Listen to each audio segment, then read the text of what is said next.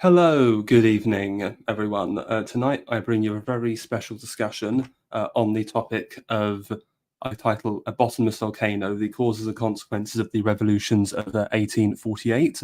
I'm very lucky to be joined once again on this channel by the very ever erudite Apostolic Majesty. How are you this evening, sir? Well, hello, Hitman. Thank you for having me on, and I hope to be able to live up to that description of me. So thank you again. Certainly. And yeah, so 1848, a absolutely crazy period of revolutionary activity in Europe. You have obviously national unifications or attempts at them in Germany and Italy. You have national independence attempts in Hungary.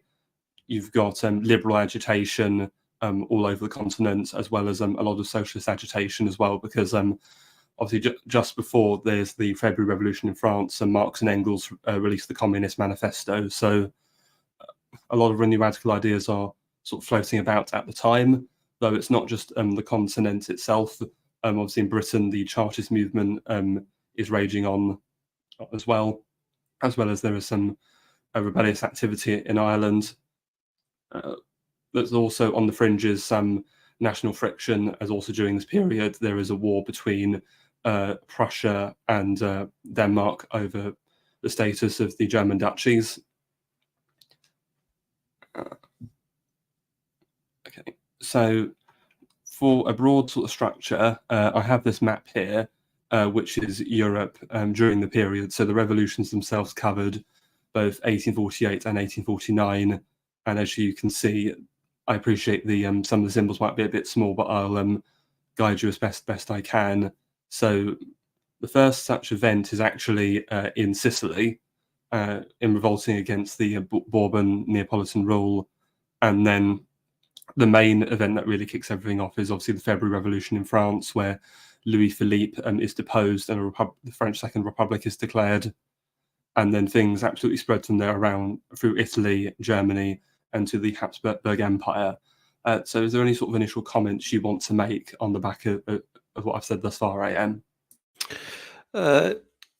Maybe rather than sort of seeing this as, I mean, that is one very interesting way of interpreting this, is the domino effect, how it was a pan-European revolution in some sense, which was up until that point unprecedented in European history. When we look at the French Revolution of 1789, it was localized and then expanded at the point of the sword. When you look to revolutions post-Napoleon, like the revolution in Greece and the revolutions in France and Belgium of 1830 and the failed revolution in Poland of 1830, 1831, these are seismic affairs in terms of European geopolitics. Nevertheless, they don't have quite the scale and breadth of the 1848 revolutions. And really what's so remarkable about this is that they serve as a near total repudiation of the order, the European order that was set up in the aftermath of Napoleon's second defeat in 1815, the Congress of Vienna, whereby Europe was structured around the rule of sovereign princes. Rule was predicated on right, not on democracy or any sort of conception that the ruler is the first citizen of his people, as the French Revolution had tried to create of their king before killing him. Rather, that all of these states were essentially the personal provinces of their particular rulers. This was a phenomenon that would extend from France and the Bourbons, who recently been restored, even to non-Christian rulers such as the Turkish Sultan of the Ottoman Empire. When looking at 1848, I mean, this map is showing Sicily as one example. I mean, I believe in that way it's not necessarily sort of right in terms of looking at one specific trigger, because as you mentioned, France was perhaps a more prominent trigger. It is very unlikely that the events in Sicily had a direct impact or any impact on the events in France, and were the events in Sicily to have occurred in isolation, where they would they wouldn't have had the domino effect necessarily that France had. So why did a revolution take place in France? Why did a revolution take place in Sicily? Why are we starting with Sicily when we can talk about the Galician revolt, annexing the free city of Krakow in 1846, or talking about the civil war in Switzerland between the Catholics and the Protestants? There are many precedents one can draw for the overall climate of unrest leading up to 1848. You can say in many ways it arises from trivial causes. So one such cause is the huge frustration born out of the false hopes of the Orleanist regime in France.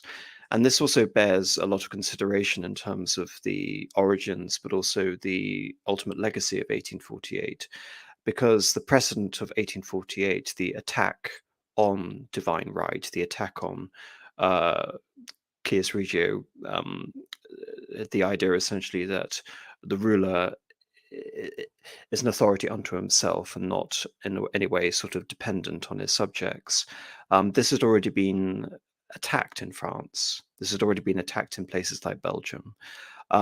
So what you can see in 1848 is it is unprecedented in its scale, but it's also an escalation of various events that you can pin down, whether it be more immediate effects like 1846 in Poland, 1830 in Poland, or 1830 in France and 1830 in Belgium, or even looking back to the unrest in Spain, which is also a potential factor, where the Carlist wars have been fought since the 1830s, as indeed we have the Greek War of Independence.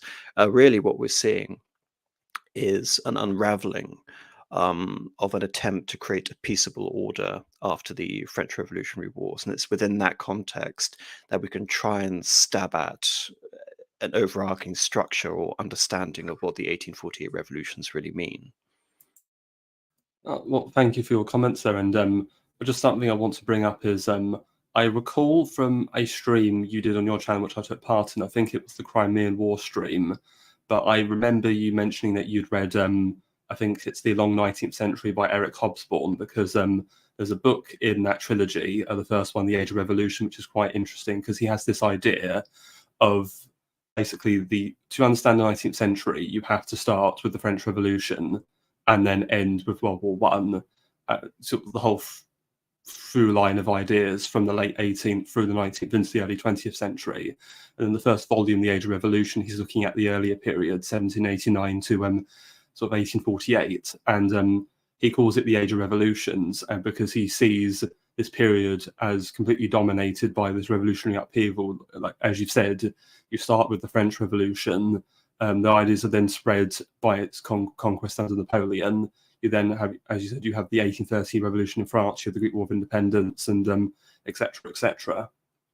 So I think that's quite interesting to put this period in context, that 1848 isn't isolated. It's rather, you could say, the culmination of this long period of revolutionary activity. Do you have any sort of thoughts on that? Or Yes, well, that's one way of looking at it, and that's something I've alluded to here. Um, but I find it very difficult to, like I said, place the precedent of the French Revolution in 1789 up until 1815 within the broader context of the revolutions from 1815 to 1848, primarily because of the system of delivery. From 1792 onwards, the method of delivery had been an extension of the power and the ideas of France, whether that was through the First Republic or through the First Empire. Whereas after 1815, there is a deliberate and conscious attempt to not only reverse the military conquest of France and her revolutionary adjacent states in Europe, but also, like I said, to reaffirm this idea of the monarchical right. And in that sense, I think, I mean, Hobsbawm's analysis was also fundamentally Marxist. So we're talking about other conditions throughout this period, such as the advent of the proletariat, the urban, deracinated working classes, unskilled laborers. We're talking about economic conditions being used as a justification to bring revolutionary to the forefront of people's affairs. We talk about the ideas, the prevalence of the legacy of the French Revolution, a sense of ennui which is affecting a huge number of the student classes in Europe who are enamored of the ideas of liberalism, democracy, etc., etc.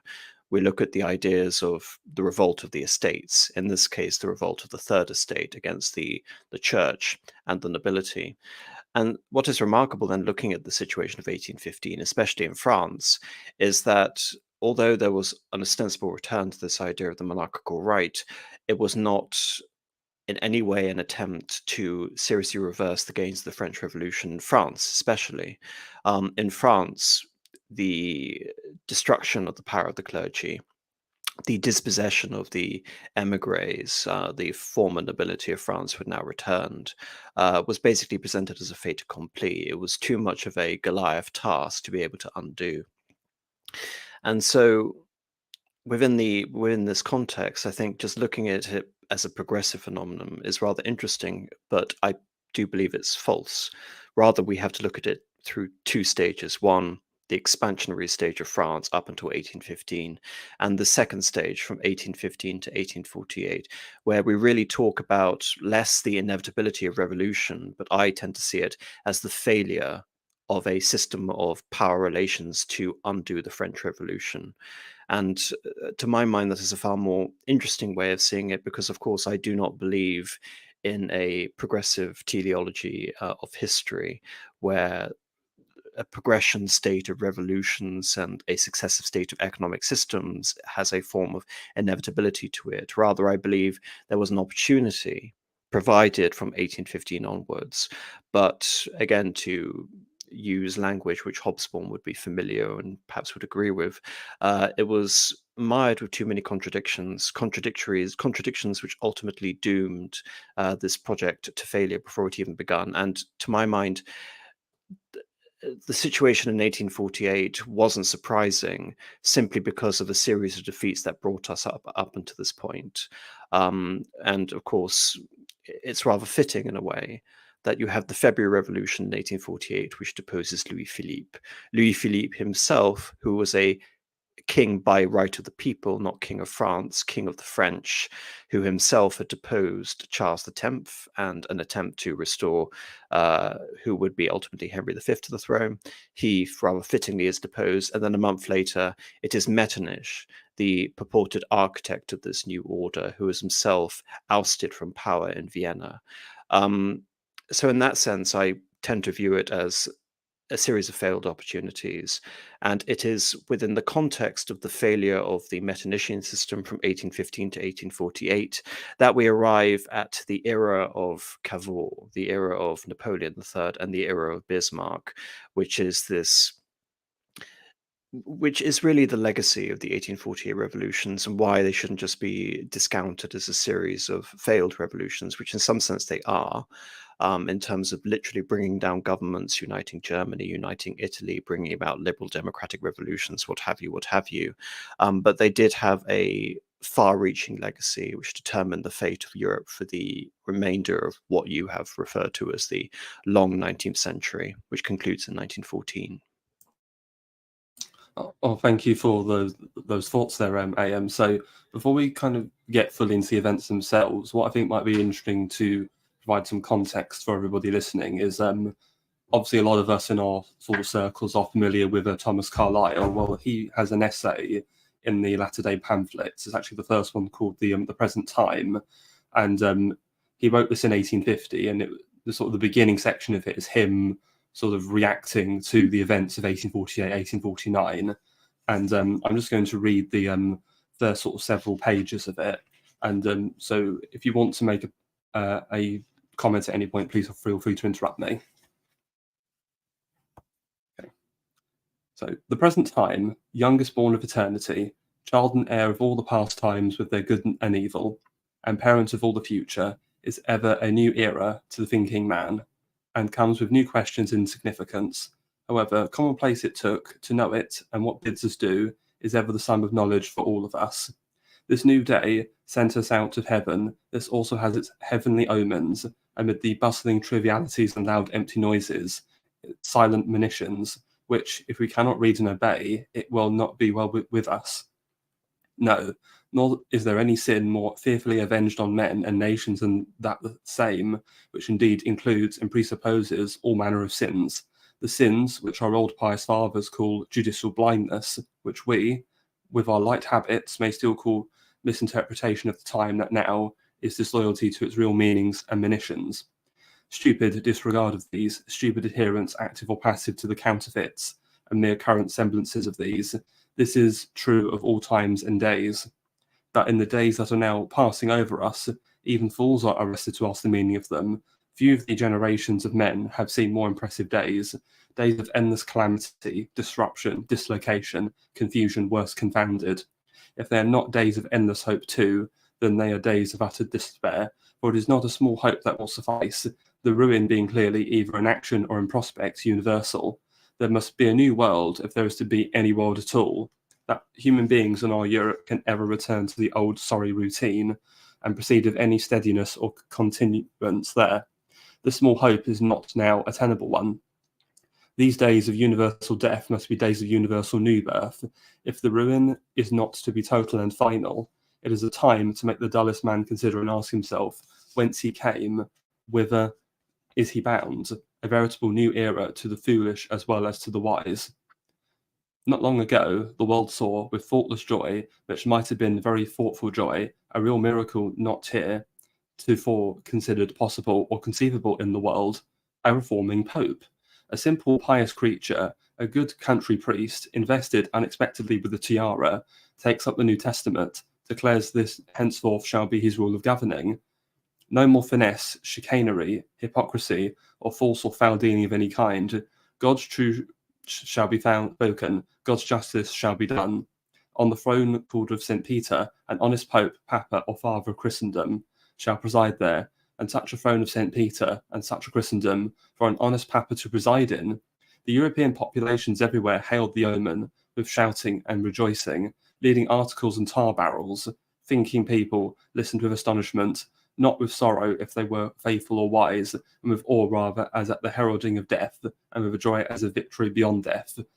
Something pious, grand, and if awful in that joy, revealing once more the presence of a divine justice in this world. For to such men it was very clear how this poor devoted Pope would prosper, with his New Testament in hand, an alarming business that of governing in the throne of St. Peter by the rule of veracity. By the rule of veracity, the so-called throne of St. Peter was openly declared about 300 years ago to be a falsity, a huge mistake, a pestilent dead carcass. Yeah, I will say when I first read that, I know Carlyle's quite Calvinism without the theology, but I don't know if I quite agree with saying the Catholic Church should have been abolished when the Reformation happened. So Yes, but it fits in with his previous critique, which you've just read out there, which is this: again, he's an adherent of Goethe, and he would be a anticipation of Spengler in the sense that time takes on a divine essence in and of itself. In that sense, the Reformation of the early 16th century should have provided a spiritual impulse to completely break the religious system that had existed. Instead, you end up with this quasi-system whereby the Catholic Church survives in some areas and Protestantism becomes ascendant in others. Indeed, for Catholicism, it actually leads to a period of consolidation and reform, the Tridentine reform. So his analysis here, almost divorced of its crypto sort of Calvinist abhorrence of the Pope as the Antichrist, which is a credo of the Protestants, makes sense within the context of what he's saying. In other words, we should have got in the same sense that the sort of spiritual zeal of the 16th century should have resulted in the deposition of St. Peter's successor in Rome. So too, 1848, in the same way that we can look at this as a series of profound hopes or profound despair, it should either be the end of the ennui suffered by the liberal student populations and them heralding a new liberal democratic progressive age, whatever that means, or it should herald the end of all sort of Western civilization, all notions of religion, family, and hierarchy as we know it. And so therefore it seems rather fitting that he decides to focus on the figure of the Pope as an instigator in this new sort of spiritual revolution, as indeed he believes should have been the case in the 16th century, where the Pope had simply been washed away as some sort of innovation, corruption of Christian dogma, a relic that should be put aside again as an institution of temporal affairs, an institution which was corrupted by association with aspects such as simony, among other sins, and should have led to some sort of major spiritual awakening. And in all of these things, it only leads to a sort of halfway reform. And for Carlyle, that simply isn't good enough. So I can understand where he's coming from, even if I don't agree with it. No, absolutely. I mean, with this passage, as radical as it is, at least he's being consistent with what he said before, because obviously in the French Revolution, he clearly felt that the old French ruling class had become rotten and corrupt, and they deserved to be overthrown, as bad and as chaotic as the revolution was. So, well, no, I agree with him. Yes, I agree with him, but for different reasons. Ultimately, for all his literary flourish, Carlyle has a rather consistent outlook when it comes to history, as I've just sort of alluded to with my own sort of faint analysis there. Regarding my own situation regarding my own opinion regarding the situation in France, mine is rather different to Carlyle, but in essence, there is a kernel of truth in what he's saying.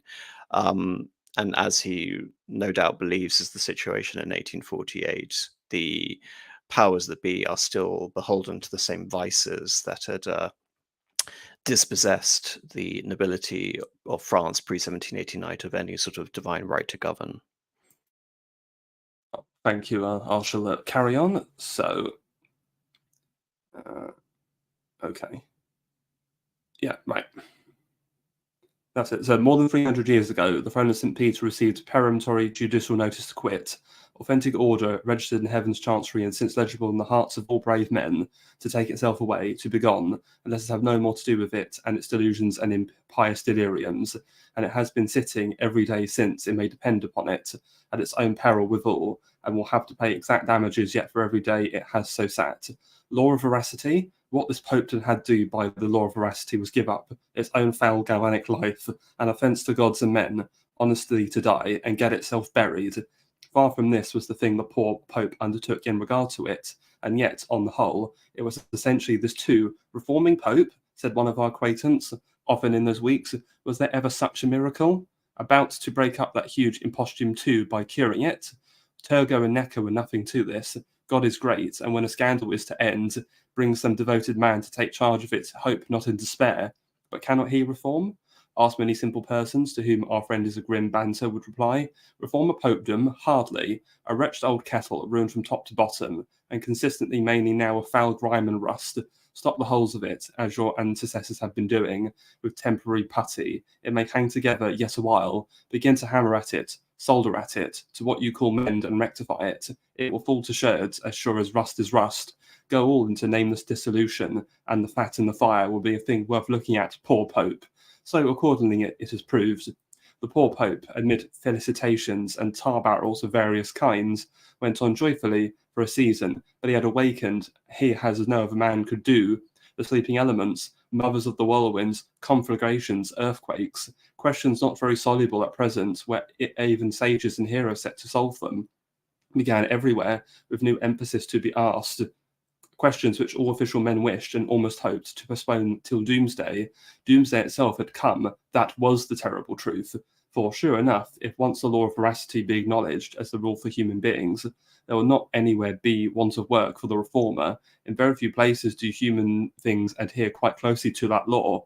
Here was the Papa of Christendom proclaiming that such was actually the case, whereupon all over Christendom, such results as we have seen. The Sicilians, I think, were the first notable body that set about. But sorry, just thank you for that. Just before we get into the Sicilian particular instance, because he brings up a lot there. I mean, obviously he brought up the example with Turgot and Necker regarding the obvious parallels between a absolute monarchy in France, the Ancien regime, which could not reform itself. And indeed, even though it's obvious that Carlyle's disdain for the institution of, it'll be fair that he doesn't view this as Catholicism so much as he views this as popery, popery in its most sort of vilifiable form.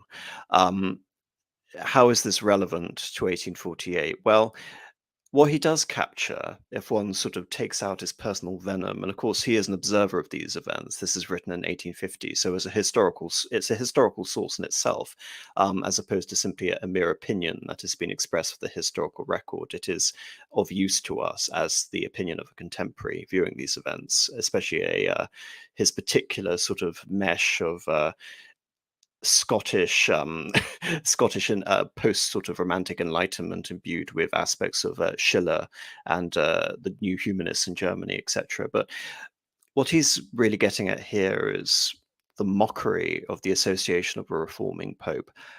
How this is relevant to 1848 and what truth I would say wittingly, I think this is intentional through his endless sarcasm regarding the whole institution of the papacy in the 1840s, is the idea that no one in 1846 really knew what a reforming pope was meant to be, or what Giovanni Ferretti, which was the name of Pope Pius IX, would do upon his election in 1846. Unfortunately, Carlyle doesn't really elucidate either what these hopes could have been. Instead, he reduces this notion to the idea of, oh, well, a reforming pope in itself is basically a contradiction in terms, because the institution is so moribund and ridiculous that it should be washed away by the law of veracity. What he sort of means is the sort of divine essence of history 300 years ago. So it only seems appropriate that this was yet another cue to abandon this institution, this completely rotten and rusted institution, which he would view it as. But in reality, his election caused a lot of confusion and, I would say, misplaced hope. And so much of, I would say, the frustration aimed at the Catholic Church and the papacy in the 19th century is frustration which is born out of theological ignorance. And of course, the papacy does have an aspect of blame to itself there, which is the fact that theological justifications weren't exactly, they weren't persuasive. They weren't handled with a sense of diplomatic aplomb in which people readily understood the theological significance of things such as ultramontanism and papal infallibility. Two movements, again, obviously ultramontanism supporting papal infallibility, that would, in the eyes of many liberals throughout Europe, and indeed many Catholics even, demonize the papacy and the reforming efforts of the 19th century. So this is significant. And indeed, Ferretti is significant here, later Pope Pius IX, because he is both a reformer in 1846 and he is the most vilified reactionary by 1878. So as you can say, a figure emblemizing all the frustrated hopes of the Catholic Church in the 19th century, Pius IX is a wonderful example to take. On the one hand, he represents this frustrated hope in 1846 of whatever a reforming papacy meant, how nebulous and almost ridiculous that term means when you try to put it in the context of liberal expectations, which are fundamentally anti-Catholic.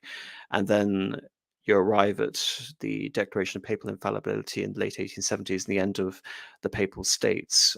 This is essentially his legacy. But in 1848, all this is to say, the Italian nationalists in Italy wanted a figurehead to rally around to end Austrian domination in the north. And they mistakenly believed that the Pope would abdicate his role as spiritual leader of Roman Catholicism and would instead take up the sovereign authority of a united Italy.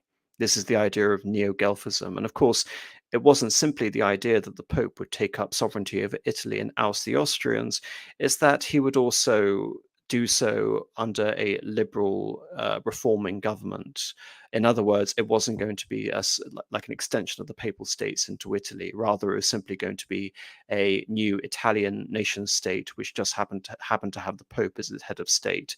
And of course, no wonder these reforms were frustrated, because it was completely antithetical to the whole history of the Catholic Church up until that point and the whole history of the papacy. But such were the confused and bizarre hopes of Italian radicals in the 1840s that this was one of the most sort of touted and anticipated events of the period from 1846 to 1848.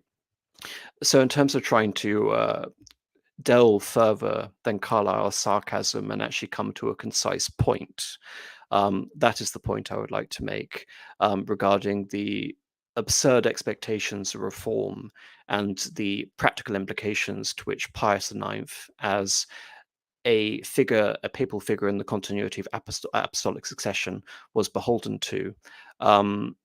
Again, this just betrays the idea of, like, say, for example, when Lord Acton, a couple of decades later, would say absolute power corrupts and absolute power corrupts absolutely in reference to papal infallibility, how a thinking Catholic like that can so horrendously misjudge basic credos of the church, um, and debauch them in such way. I mean, such is the case with 1846. It's just novel in the sense that this was seen as a catalyst for the 1848 revolutions, but it certainly was. Well, thank you for that. And I also just want to talk about Pius IX there again, because yeah, that's certainly something I came across reading about him. That when he first was elected, again, you've got this idea that he was supposed to be this liberal reformer, but yeah, he's also the most reactionary pope that ever lived, and there seems to be this strange contradiction. So, an interpretation I sort of had from everything that happened was that. Sorry, I don't mean to imply that he was the most reactionary pope that ever existed. That was simply the perception.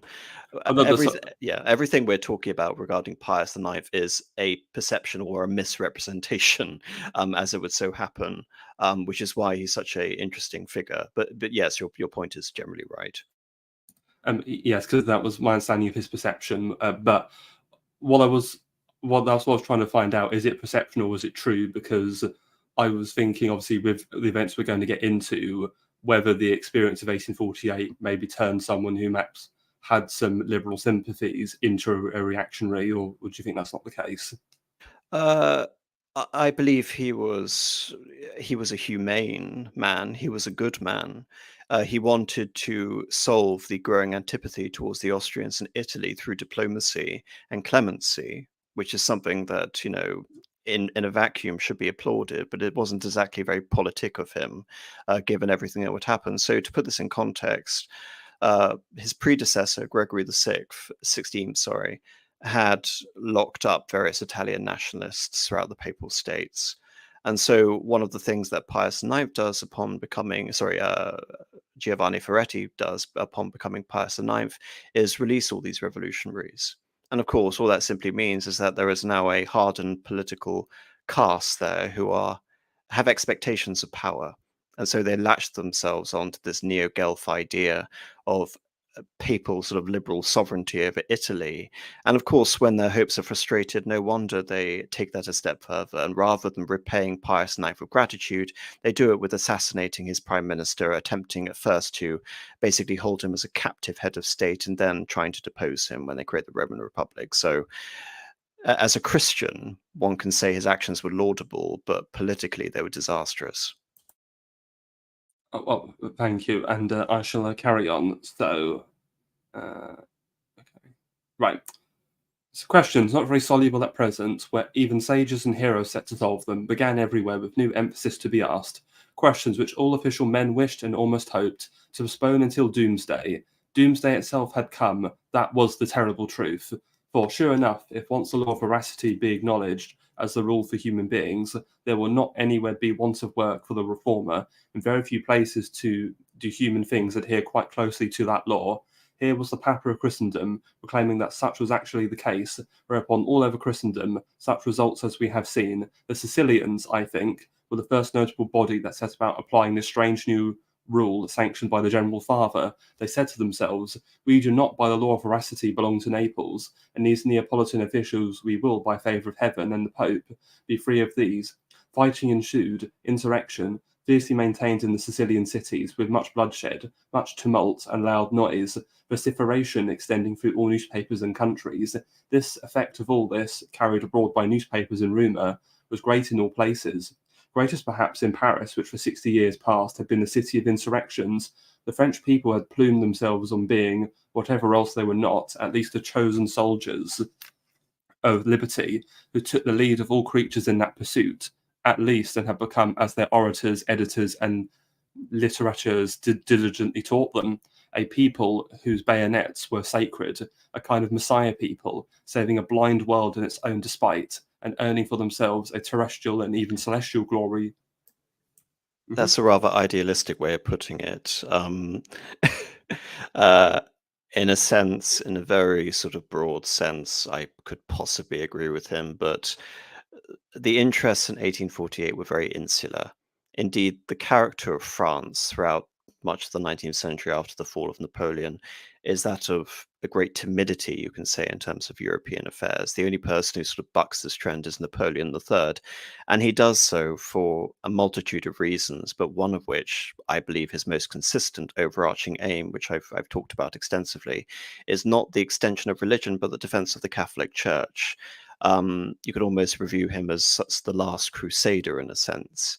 So this idea that this is the animating spirit of France in 1848, when really this is just a pissed off French population who have chafed under a ineffectual and uncharismatic ruler in the form of Louis Philippe, under rather sort of rigid figures such as Francois Guizot, and the attempt to the catalyst wasn't Italy, even though the events in Italy and France throughout 1848, 1849 do, and indeed in 1859 and 1860 do complement each other. The actual catalyst was a ban on banquets, which effectively meant banning various members of the upper echelons of French society criticizing Louis Philippe. And again, a key factor in terms of Louis Philippe's fall wasn't the fact that the army had some sort of revolutionary impulse to go and spread liberté, fraternité, égalité, or sorry, I've used the order wrong, but you understand what I mean, to all of Europe. Rather, it was just a conservative military clique removing Louis Philippe in the hope that they themselves could obtain power, which they did so for about a year. So I don't agree with him fundamentally there. And again, it's interesting to use Italy as a launch pad. But talking about the Sicilian instance, again, this is something that only people well steeped in medieval history may appreciate the irony here. In the 13th century, the papacy had tried so hard to restore its nominal sovereignty over southern Italy. The idea of papal vassalage of Naples and Sicily had gone back to when the Hautevilles, the original Normans, had taken over the provinces in the 11th century. In the 13th century, they had finally deposed the hated Hohenstaufen dynasty, and they get the Anjous to take possession of Sicily.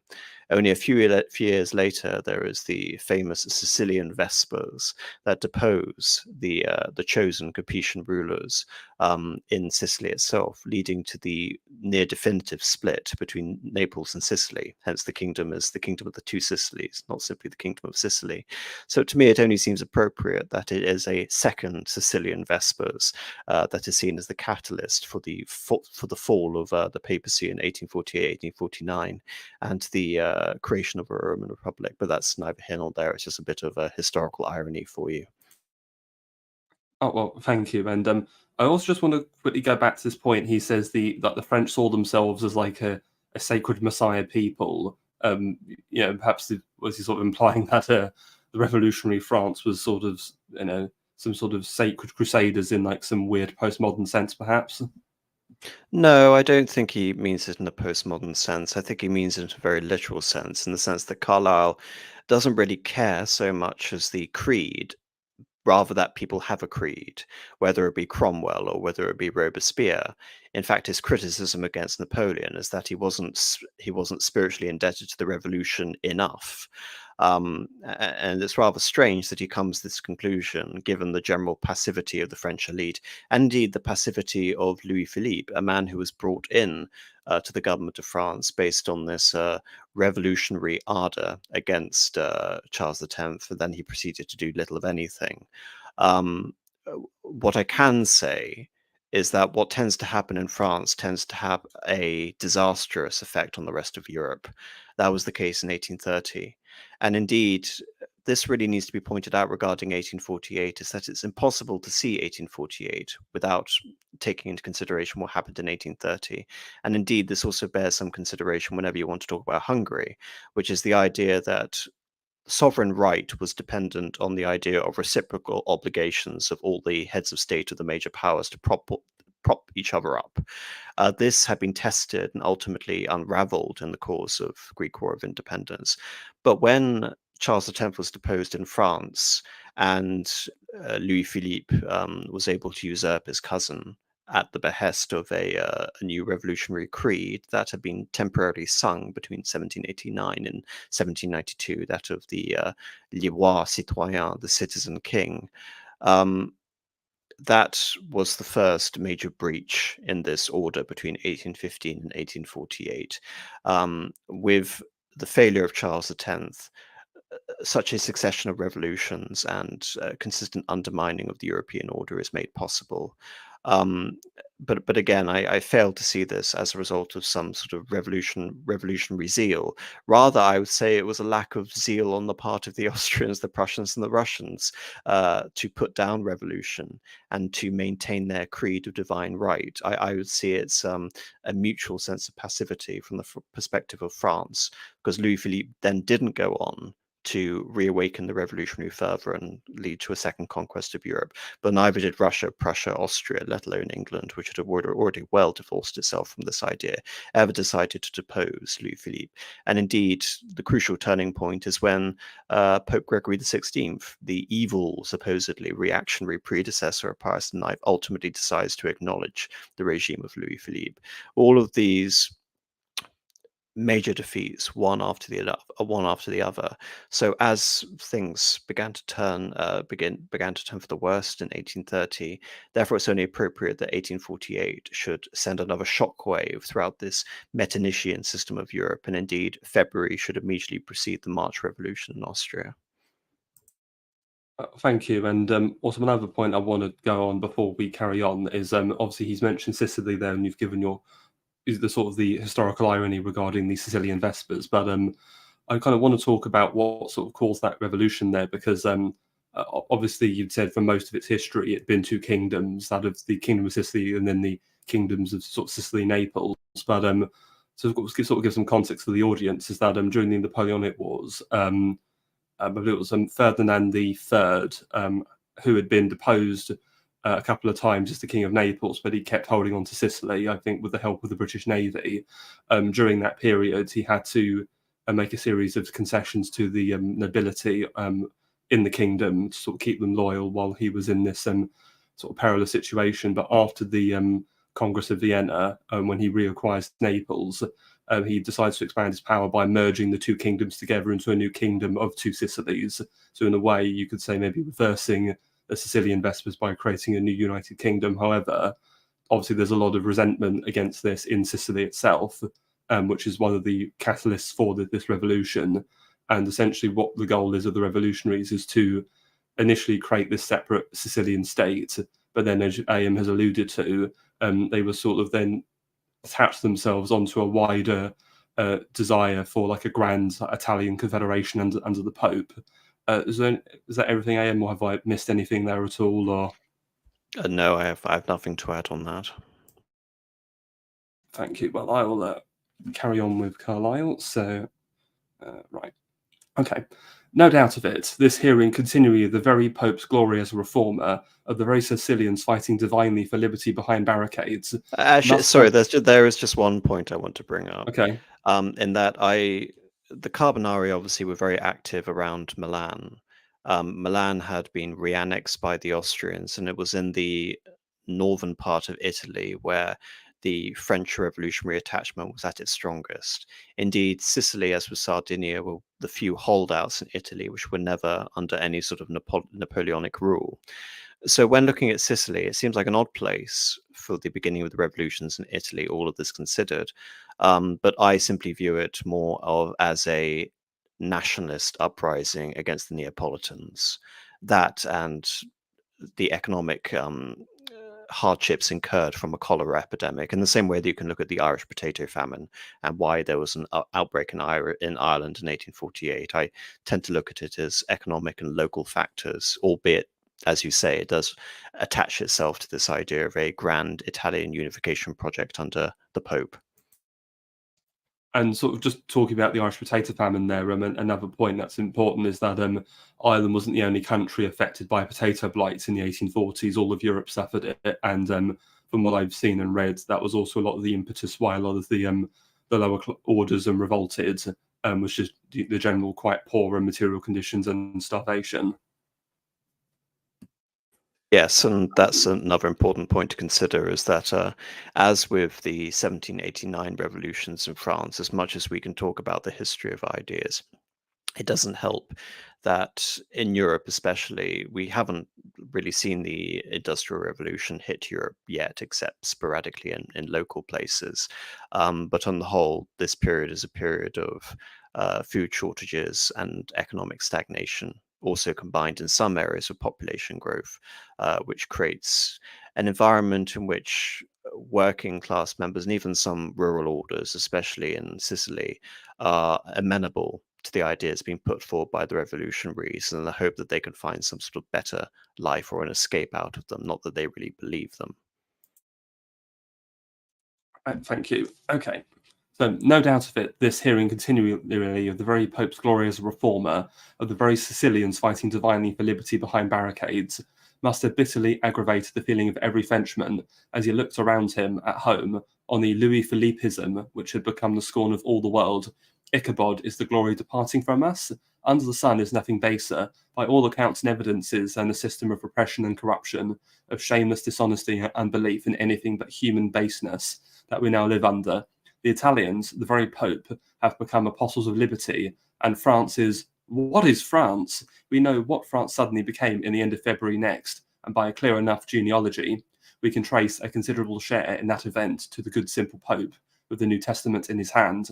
An outbreak, or at least a radical change and even inversion of affairs, hardly to be achieved without an outbreak, everybody felt was inevitable in France, but it had been universally expected that France would, as usual, take the initiative in that matter.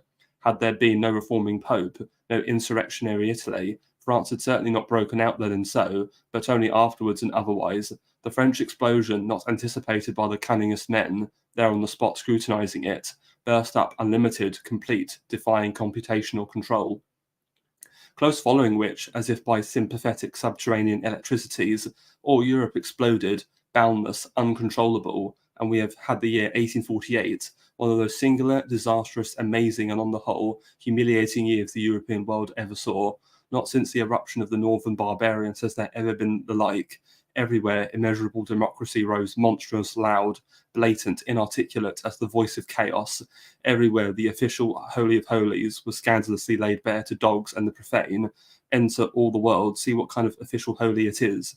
Kings everywhere and reigning persons stared in sudden horror. The voice of the whole world bellowing in their ear, "Begone, ye imbecile hypocrites, historios, not heroes, off with you, off." And what was peculiar and notable in this year, for the first time, the kings all made haste to go, as if exclaiming, "We are poor histrios, we sure enough. Did you want heroes? Don't kill us, we couldn't help it." Not one of them turned round and stood upon his kingship, as upon a right he could afford to die for, or to risk his skin upon, by no manner of means. That, I say, is the alarming peculiarity at present. Democracy, on this new occasion, finds all kings conscious that they are but play actors, the miserable mortals enacting their high life below stairs, with faith only that this universe may perhaps be all a phantasm and hypocrisis. The truculent constable of the destinies suddenly enters. "Scandalous phantasms, what do you hear?" And solemnly constituted impostors, the proper kings of men? Did you think the life of man was a grimacing dance of apes, to be led always by the squeak of your paltry fiddle? Ye miserable, this universe is not an upholstery puppet play, but a terrible God's fact, and you, I think, had not you better be gone. They fled precipitatively, some of them with what you may call an exquisite ignominy, in terror of the treadmill or worse, and everywhere the people or the populace take their own government upon themselves, and open kinglessness, what we call anarchy, how happy it be, anarchy, plus a street constable, is everywhere the order of the day. Such was the history from the Baltic to the Mediterranean, in Italy, France, Prussia, Austria, from the end to the end of Europe, in those March days of 1848. Since the destruction of the old Roman Empire by inroad of the northern barbarians, I have known nothing similar.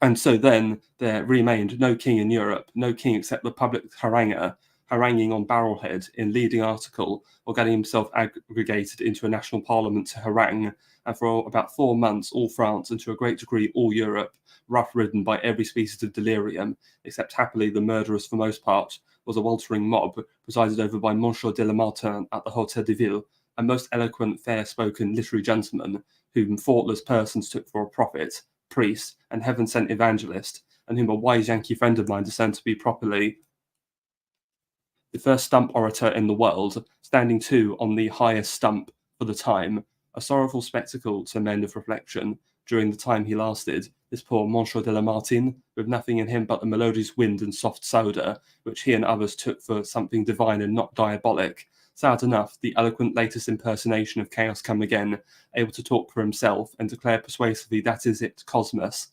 However, you have but to wait a little in such cases. All balloons do and must give up their gas in the pressure of things, and are collapsed in a sufficiently wretched manner before long. And so, in city after city, street barricades are piled, and truculent, more or less murderous insurrection begins. Populace after populace rises, king after king capitulates or absconds, and from end to end of Europe, democracy has blazed up explosive, much higher, more irresistible, and less resisted than ever before, testifying too sadly on what a bottomless volcano or universal powder mine of most inflammable mutinous chaotic elements.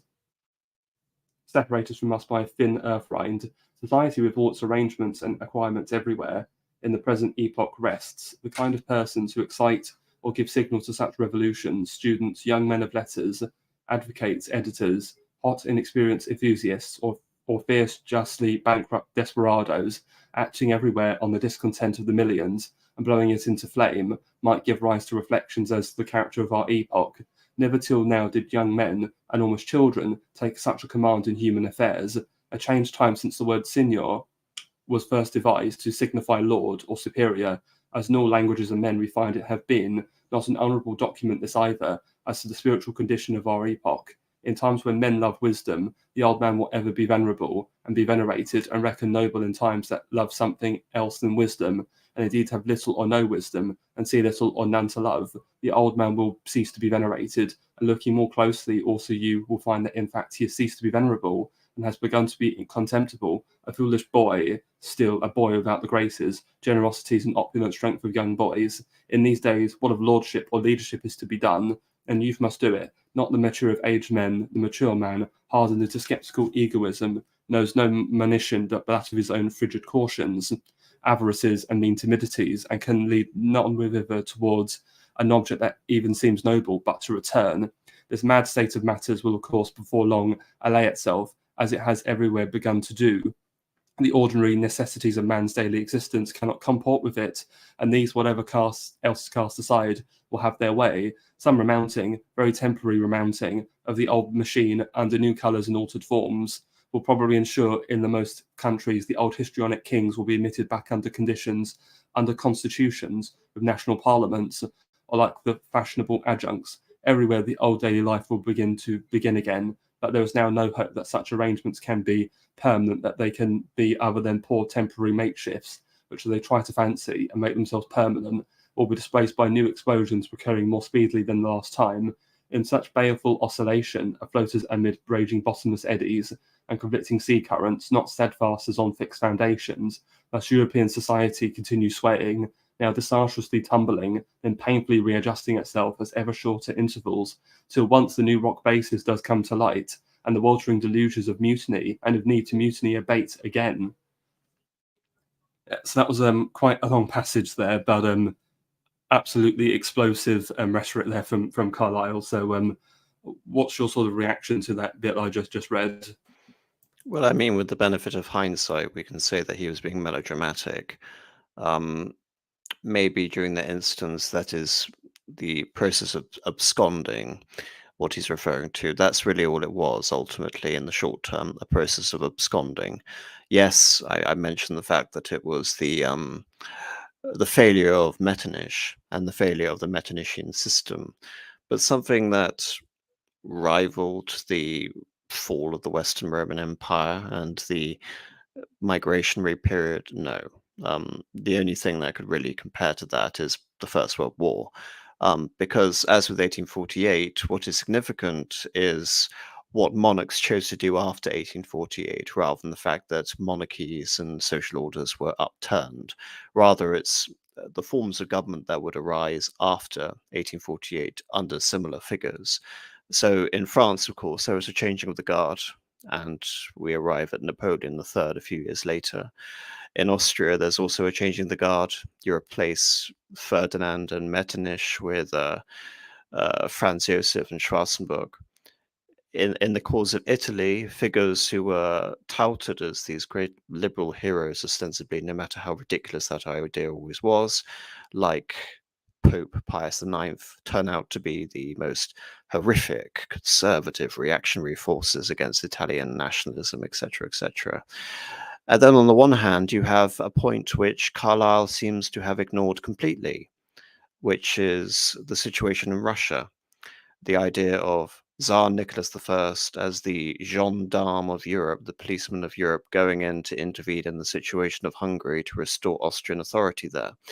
So it wasn't quite as dramatic as they're making out, but in terms of the pan-European nature of these revolts and the fact that rulers were temporarily forced out of their palaces and their capital cities, such as Pius IX, such as the case was in Austria, then you have a situation with the creation of the German Parliament in Frankfurt, off the back of the German Confederation. All of these things do indicate a significant upset, and like I said, the fall of one system and the creation of another. But ultimately, I do believe he is being seriously melodramatic. And within the whole scheme of revolutions, the pertinent thing I take away from 1848 is the advance of nationalism, and that is the corollary of democracy here. When I mean nationalism, I am, of course, referring to this idea of the nation as represented by a folk, the idea that a nation is a supreme reality involving a central democratic essence, i.e., the demos are the nation, and therefore, if the nation rules, so do the people. This was the underlying argument of the French revolutionaries. It was as much a national revolution as it was a liberal revolution against kingship. When Louis XVI could not be claimed for France, he was basically declared a traitor to his nation, and thereby he was dispossessed of France, and suddenly France became of the French again. That is the driving impulse of 1848 and why Metternich's particular system failed, because Metternich had predicated his European order on right and not on nationalism. And actually, in a recent lecture I put out on my channel, I argue that exact thing, that it was a considerable failing of his.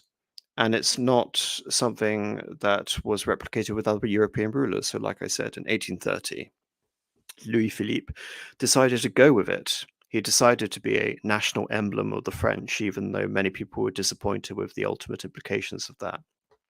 In Russia, this was turned into a more coherent argument with Uvarov's trifactor of orthodoxy, autocracy, and nationality. Nationality being the essence of fealty towards the Tsar as embodying the nationality in his person. So in some senses, various rulers adopted nationalism or co-opted nationalism to their cause. In some instances, they were completely overwhelmed by it, and Metternich was the archetypal figure who was completely overwhelmed by nationalism. And it's the first instance in Austrian history that you see the advent of all of these new nations on the French model, which only had a flicker of national consciousness before. By that I mean Bohemia, by that I mean Slovakia, by that I mean Poland, by that I mean Ruthenia, by that I mean Italy, by that I mean Germany, but predominantly I also mean Hungary. Even under the most extreme stress that the Austrian government had to endure during the Napoleonic Wars, never did it suffer so many setbacks on so many fronts at the same time, where it required another European empire to save the Austrian Empire from the ashes, as did in fact occur. So again, to emphasize, nationalism and democracy, Carlyle doesn't make it clear there. In fact, I can't really ascertain that from Carlyle at all, which is rather strange, considering Carlyle's indebtedness to German Romantic literature and the German idealism of the late 18th and early 19th centuries, which is conscious of the idea of a growing national humiliation for Germany since the 60s, since 1648, since the 30 Years' War, emblemized by Schiller, for example. How he doesn't really bring this forward and argue what is this particular cause of democracy.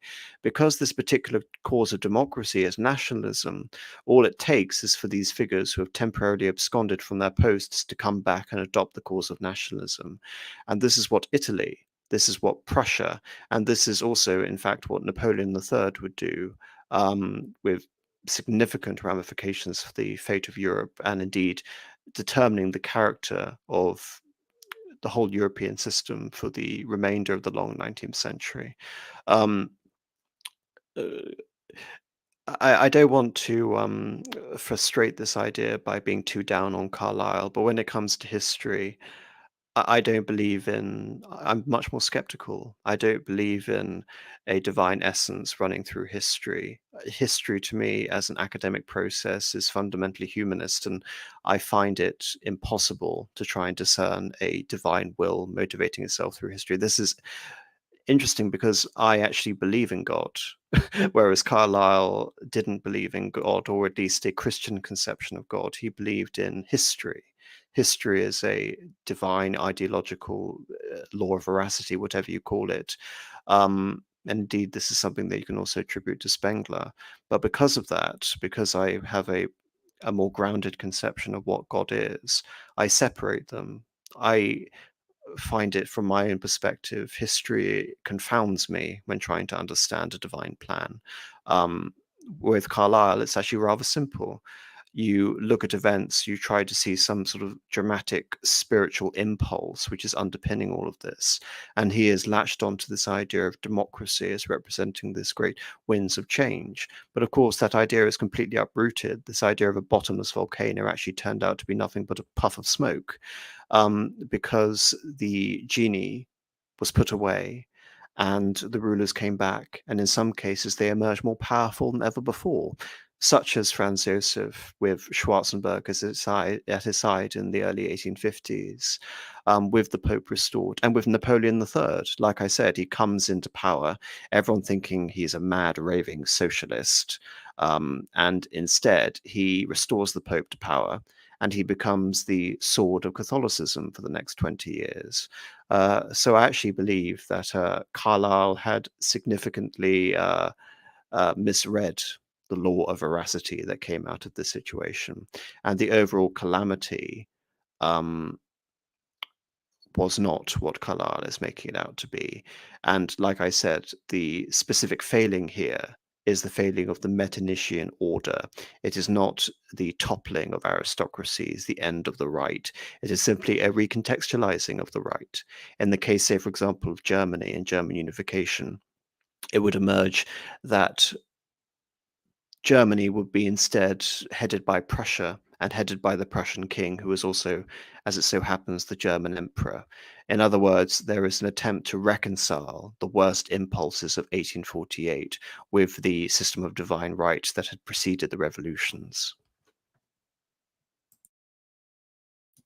Well, thank you for all of that, AM. And in terms of Carl not mentioning the link between nationalism and democracy, I can see on the next few pages he does seem to mention democracy more, but I think I've read enough of this for for this evening, and I just kind of want to get into the events themselves. So,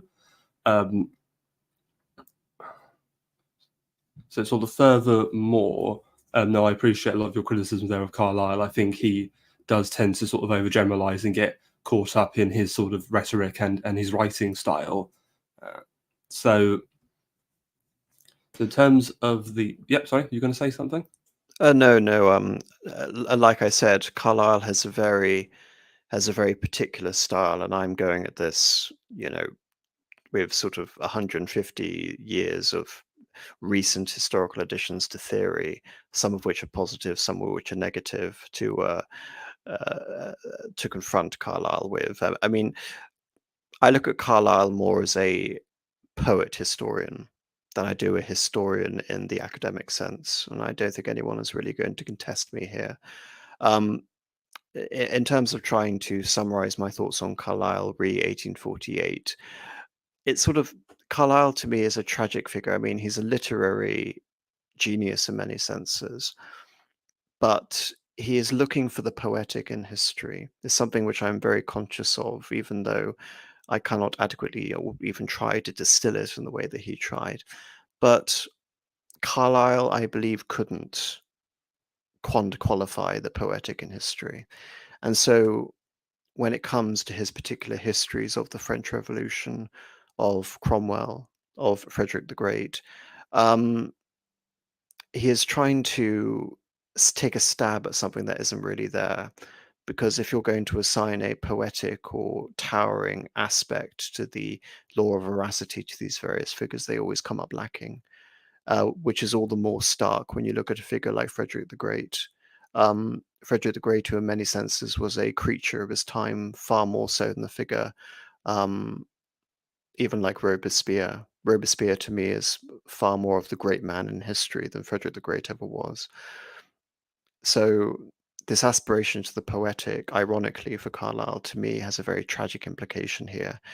And in reality, the history is far less dramatic.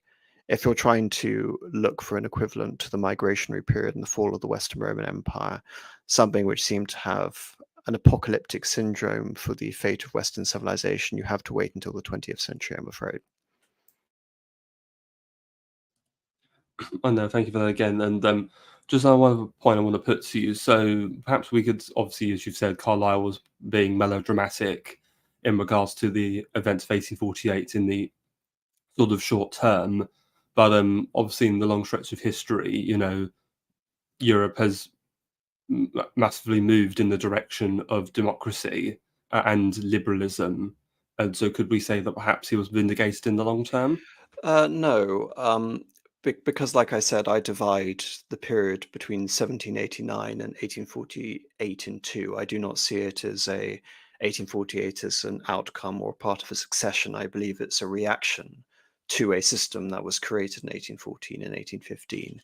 And the issue here is that the system was fundamentally negative, i.e., it didn't create something which was able to rejuvenate a sense or a rallying cry to the various national heads who have been restored and recently re-empowered. To my mind, nationalism would have been one aspect of that. Another would have been religion. Another telling aspect of the failure of Metternich's system is that if the Pope is identified as one of the origin points of the revolutions of 1848, isn't it therefore quite striking that the Pope wasn't integrated into the Metternichian system? He was simply a factor in the power politics of Italy, really, for Metternich, nothing more. To my mind, and this is going to sound very strange, the preservation of European civilization was dependent on, I'm not simply saying this as a Catholic, but in broader terms, was dependent on the diplomatic revolution of the 1750s, whereby France and Austria put aside hundreds of years of rivalry between the houses of France and Austria and allied with Prussia. In principle, the Franco-Austrian alliance is the soundest ideologically in the history of the 18th century, and yet it always fails in execution. The 19th century is no exception. In principle, an alliance between Charles X and Austria would have provided the bedrock of this new European order. However, in 1830, it fails again in execution.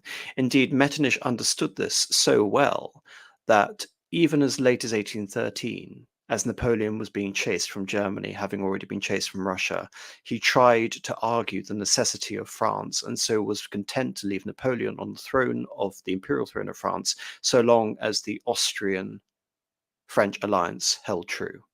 And indeed, as in terms of the theory versus the execution, the results were disastrous, and Metternich failed to restore Charles X in France. So, to my mind, I don't look at 1848 really as the triumph of democracy so much as the failure of Metternich. All of these forces were evident to Metternich, but like I said, if you look at the Carlsbad decrees, the censorship laws, Chateaubriand also understood this in France in the 1820s, that if you have a fundamentally negative vision of revolution and nationalism, if you don't understand these forces, if you simply try to negate them, control them, rather than attempting to combat them in the sphere of conceptual history and the realm of ideas, then the period of 1815 to 1848 therefore makes much more sense as a gradation, several gradations of defeat. And 1848 is simply the final defeat. And it takes men with, I would say, a little bit more of a long-term vision, like Bismarck, like Cavour, to come in and to fashion Europe to their own interests, in taking part in some of the forces in which Metternich was so ready to discount entirely. So that is my fundamental reading of the situation, and it pushes again against Carlyle in many senses, because you can almost say that if you are to just take Carlyle at his word, not read anything more into it, that it really does read a bit like a leftist, that he is looking at this simply through the veins of class struggle. Democracy is the vehicle of the third estate against the second estate and the idea of right, when in reality, like I said, I look at this as a nationalist uprising against rulers of the right who have negated the nationalistic principle. In other words, it's more nuanced and therefore you can say more interesting. When you're looking at the real democratic impulse against divine right, the origins, of course, are in 1789, and there I would say it's even more clear cut. Well, thank you, AM, and I now kind of want to go into the sort of events themselves. So we've already gone over Sicily. Just out of curiosity, because I'm not sort of, I don't believe that my views are definitive. They're always open to change. Do you think that's a fair assessment? No, I think so. And I mean, I've had Carlyle on my brain a lot recently because obviously Academic Agent released his book Prophets of Doom, and he's got a chapter on Carlyle in there. And a bottomless volcano, that passage where he quotes from Carlyle in that book, and that's what I titled the stream as, because I sort of wanted to discuss that idea really. But no, I think that's a really interesting different perspective on Carlyle to what AA had to say. So thank you. Well, yeah, I mean, AA has a much better opinion of Carlyle. I mean, I let's not get into that. I think actually let's move on. But yeah, you wanted to talk more about the specifics. Yes. So obviously we've already talked about Sicily. I don't think we need to go back to that. But so let's talk about France, which is I think the big one, as it were, to start off with. In February of 1848, there's a revolution, and you've mentioned it before. The thing that sort of kicks it off is these the banquets, or as they were called, the campaign de banquets, which essentially were this sort of veiled attempt to try and, because basically in the France, political meetings were banned. So what a lot of people did is they arranged these banquets where they would meet together to eat at these banquets, but the real purpose of them was to discuss politics essentially, and the government sort of catch on to what's happening and they try to ban them, and in return people sort of then man the barricades and begin protesting in the streets against the government. So there was also a lot of anger from the middle classes at the restricted franchise, And as we mentioned before, there was a lot of economic depression and bad harvests as well, which had gravely upset a lot of the lower orders. So essentially, it was actually the Prime Minister, I think it was Guizot, who banned the campaign de banquet. So on the 22nd of February, large crowds gather in protests, and the guards try to contain the skirmishes, but they struggle to do so. By the following day, more soldiers are brought in, and they still can't control the crowds. So Louis Philippe is forced to ask for Guizot's resignation, and then he asks Count Molé to form a new government. The Liberal Monarchist Party, I think it's called the Movements, are happy as an unpopular government is removed without necessarily causing the fall of the monarchy. However, there's still a lot of anger, and there are a lot of Republicans who are absolutely committed to regime change. So the protests continue. There's an incident where a large crowd forms outside the foreign ministry, and when the soldiers try to prevent them from entering, a convenient stray shot goes off, and there is a massacre of several of the protesters. So this further emboldens revolutionaries. So the next day, on the 24th, Louis Philippe is still struggling to form a new government. He puts a martial brigade in charge of the soldiers to deal with the revolutionaries, though it could be seen as this is a bad move because he has this quite fearsome reputation for crushing any dissent. But he orders the marshal to negotiate before opening fire. So the Hotel de Ville is taken by some revolutionary guards, and brigade is forced to retreat back to the Tuileries Palace. And then, realizing at this point the situation is untenable, Louis Philippe abdicates in favor of his 9-year-old grandson. His mother, Helena, the Duchess of Orleans, then tries to show up with the monarchy by trying to get them to recognise her son at the Chamber of Deputies, but a mob storm into the Tuileries Palace and then march to the Chamber of Deputies, where they declare a republic, and a provisional government is established by Alphonse de Lamartine. And then, as you mentioned, later in the year, in October, there are elections. Lamartine runs, but he loses in a landslide to Louis Napoleon. Is there anything you want to add to what I've said, or? Just an interesting point that I,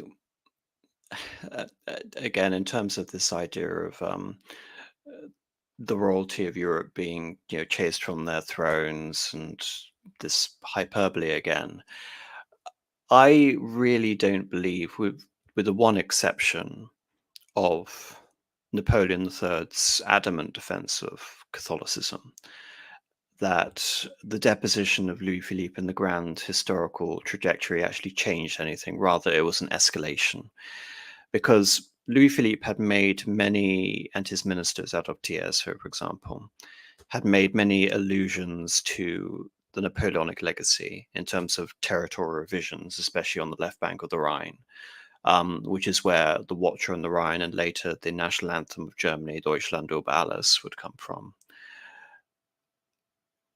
He also partook in various Napoleonic rituals, such as rehabilitating Napoleon's marshals, giving them prominent positions within government, finishing the construction of the Arc de Triomphe, restoring Napoleon's body from St. Helena to be interned in Les Invalides. And so he had ironically set the stage for a figure like Louis Napoleon to come back and assume the powers of France in the landslide. And even though the Republicans have been committed to regime change, the Republicans were the social conservatives in this election.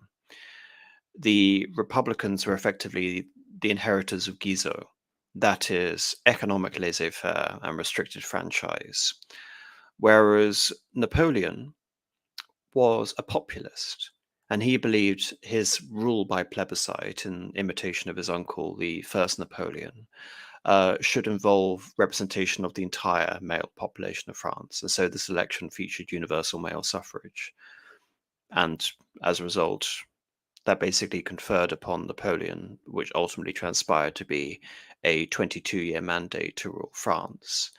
And he did so in a way which was, in many aspects, far more to the left economically than Louis Philippe, but far more to the right when it comes to trying to transform the invading impulse of the original Napoleon and turning it into a crusader impulse. And like I said, he takes this and he repudiates the legacy of the secular republicans by going on to use the army to restore the Pope. And so Napoleon arises out of the revolutionary tumult and then becomes, at the same time, an instigator in this new post 1848 revolutionary national paradigm, but also a sentinel, a guardian of the conservative European social order.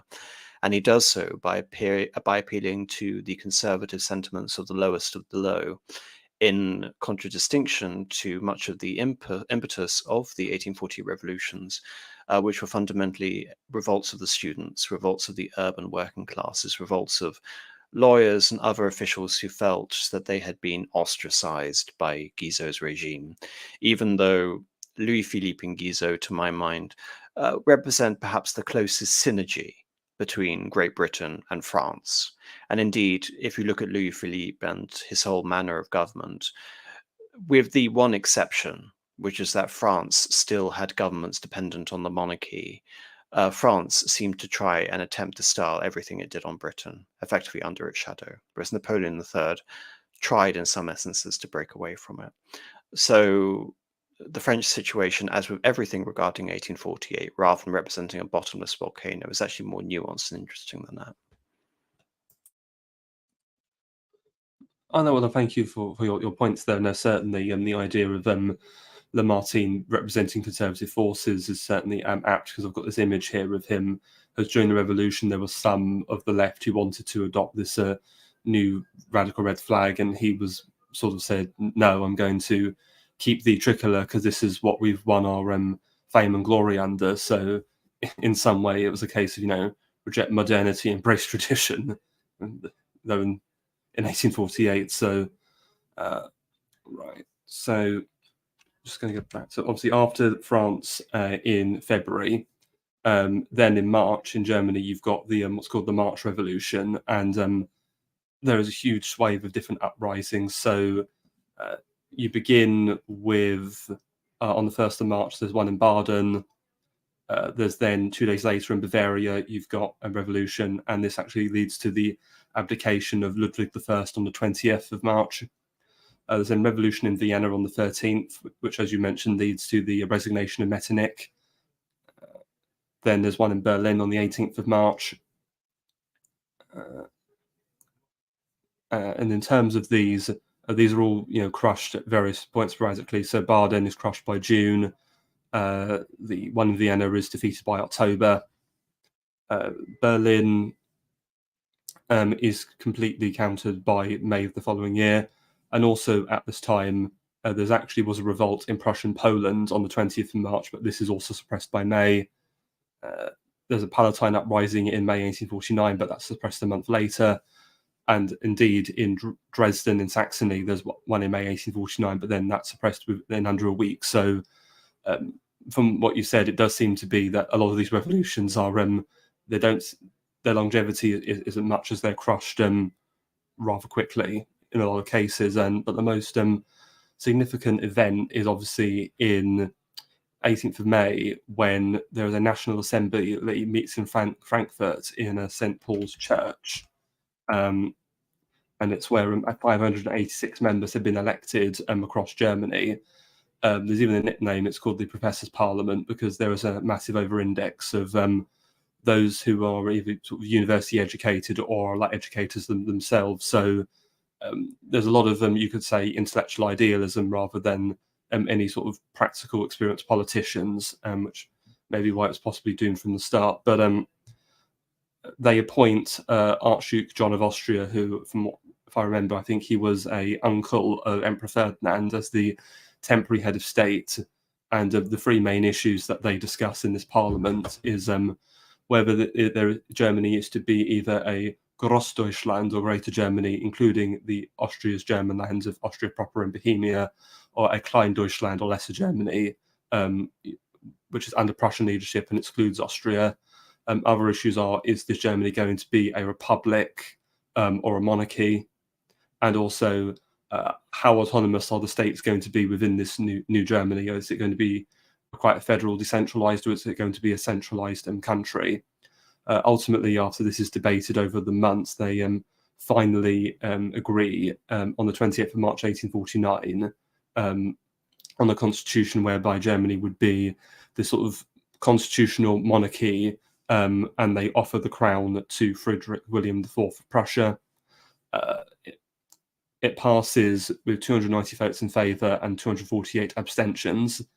The majority of the smaller German states do ratify this constitution. However, Austria, Prussia, Saxony, Bavaria, and Hanover do not ratify this.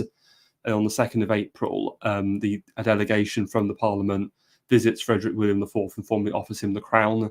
He politely refuses this, stating he could only accept an imperial crown with the consent of the other rulers of Germany, which is interesting because you sort of have, I think we could possibly link this back to the legacy of the Holy Roman Empire. Would you agree with that, AM? Or sorry, could you repeat that? This idea that he's rejecting this crown from the Parliament, saying that he could only accept the title Emperor of Germany with the consent of the princes. So I said this is sort of some callback to the Holy Roman Empire. Yes, and it's the same pretext that Wilhelm I, his younger brother, would eventually have the German imperial title foisted on him.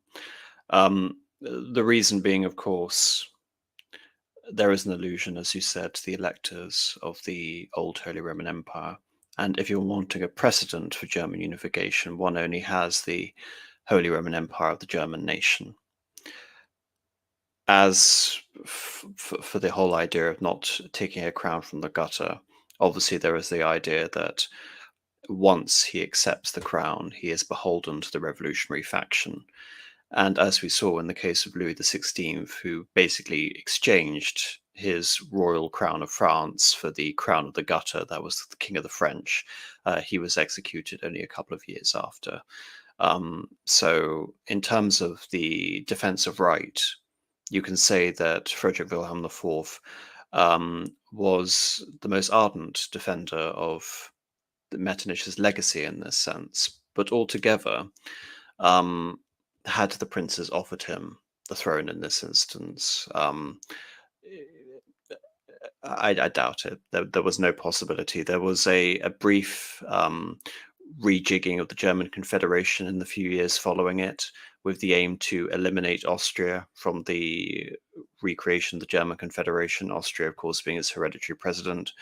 And this failed, and basically things were restored to the status quo prior to the revolution. So, yes, to answer your question, there was an obvious allusion to the Holy Roman Empire and the idea that this isn't election by democracy, this is election by the German princes, who are the only ones vested with that authority and right.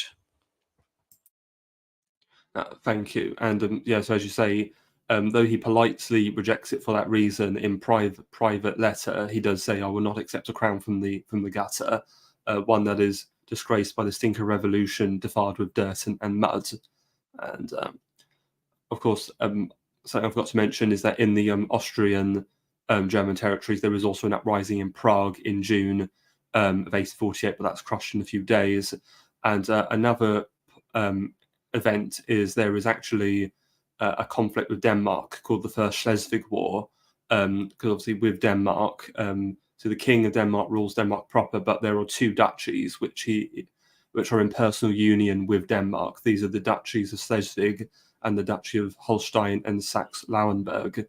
And Schleswig is majority Danish, but does have a German presence, and Holstein and Saxe-Lauenburg are almost like overwhelmingly German. And there was a lot of resentment amongst the population as to being ruled by who they see as a foreign king.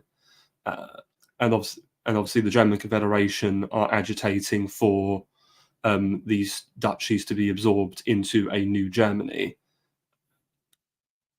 And this obviously leads to a war where German soldiers fight with the Danes, and the Danes are victorious and prevent these territories from being taken away. However, later on there is a second Schleswig War in the 1860s where Denmark is not so lucky, and these, in fact, all of Holstein and Saxe-Lauenburg is deprived, and also all of Schleswig, even the Danish majority areas, and that question wouldn't really be fully resolved until the World War One. So is there any other comment you think we should make on Germany before we move on, AM, or? Well, what's the fundamental difference between the first and the second Schleswig-Holstein wars? Obviously, in the second time, obviously you've got Prussian and Austrian involvement and determination to take the territories away. Well, exactly. In the first war, as with the whole doomed project of 1848, this was a movement from the middle classes, without hard military power to back them. In the Second War, the movement was led by the Prussian army. And so that's something Bismarck fully understood in terms of the stark contrast between military headship in terms of using the army as the vehicle for national unification and unification by committee. I don't believe there's any situation in which the revolutionary power in Frankfurt, because Frankfurt isn't Paris. Frankfurt only assumed this role as the de facto capital of this would-be German nation that never was, because Frankfurt was the capital of the German Confederation. But the German Confederation had no overarching institutional power in the same sense that the Kingdom of France had, with all its segments in Paris. So take Paris, dispossess the king from Versailles, capture him in Paris, and all of a sudden you have control over the nation. If you have control over Frankfurt, you have control over the nominal capital of the German Confederation, and all of the princes lie outside of it. In fact, Bismarck annexed Frankfurt as an independent city in the aftermath of the War of 1866, basically as an afterthought, to crush this sense of an independent identity for the city. All of these things reference the fact that the revolution in Germany was doomed to fail because there wasn't enough groundswell in opposition towards the monarchies that would have caused a complete implosion in the then social order. And the reason they asked Frederick Wilhelm IV is because they desperately needed a sword. And Frederick Wilhelm IV, again, in terms of how Prussian history would later turn out, was actually wise for not assuming the crown, because Bismarck was able to obtain the German crown under much better terms for the Prussian monarchy, decided to reject it, and with the rejection, it was simply a matter of time before all the revolutions in Germany, from Baden to Saxony. And also remember that Saxony is basically the last hurrah for the national revolution. It's an attempt to forestall the foreclosure of the Frankfurt Parliament, and of course this fails and it is crushed. In the case of Austria, one of the leading members of the German 1848 movement is arrested and shot. In the case of Germany, you mentioned the Archduke John of Austria. He's basically a courtesy candidate. He is brought in by the Austrian government. Essentially, Metternich, of course, falls, which I've referenced repeatedly. He is then briefly replaced by his arch court rival Colivrat, but his victory, of course, is very fleeting, and he himself is removed from power only a few months later. Archduke John of Austria is basically chosen as the new regent of Germany simply because of his liberal affectations, but in reality he has no power, and he has to wait for the abdication of Emperor Ferdinand and powers to be vested in Franz Joseph before anything dramatic can be done. And with the support of Russian troops, Franz Joseph is able to reassert control within the empire, and over the next few years they're able to oversee the reconstitution of the German Confederation as was. So I don't see a scenario in which the German Revolution really could have fundamentally amounted to anything. And when we see the unification of Germany, it is in the full understanding of what 1848 meant. There is a democratic impulse, there is a liberal impulse towards the unification of Germany. Bismarck wants to take that impulse and he wants to steer it away from the liberals as basically owning that movement. He wants to dispossess the liberals of German unification, and he wants to capture that movement for the Prussian monarchy. And he does so with superlative success. Like Napoleon III did in France, he goes over the heads of the middle classes by appealing directly to the common German man by offering them universal suffrage for the newly created Reichstag of Germany, while allowing people in Prussia to retain a far more hierarchical and conservative political system.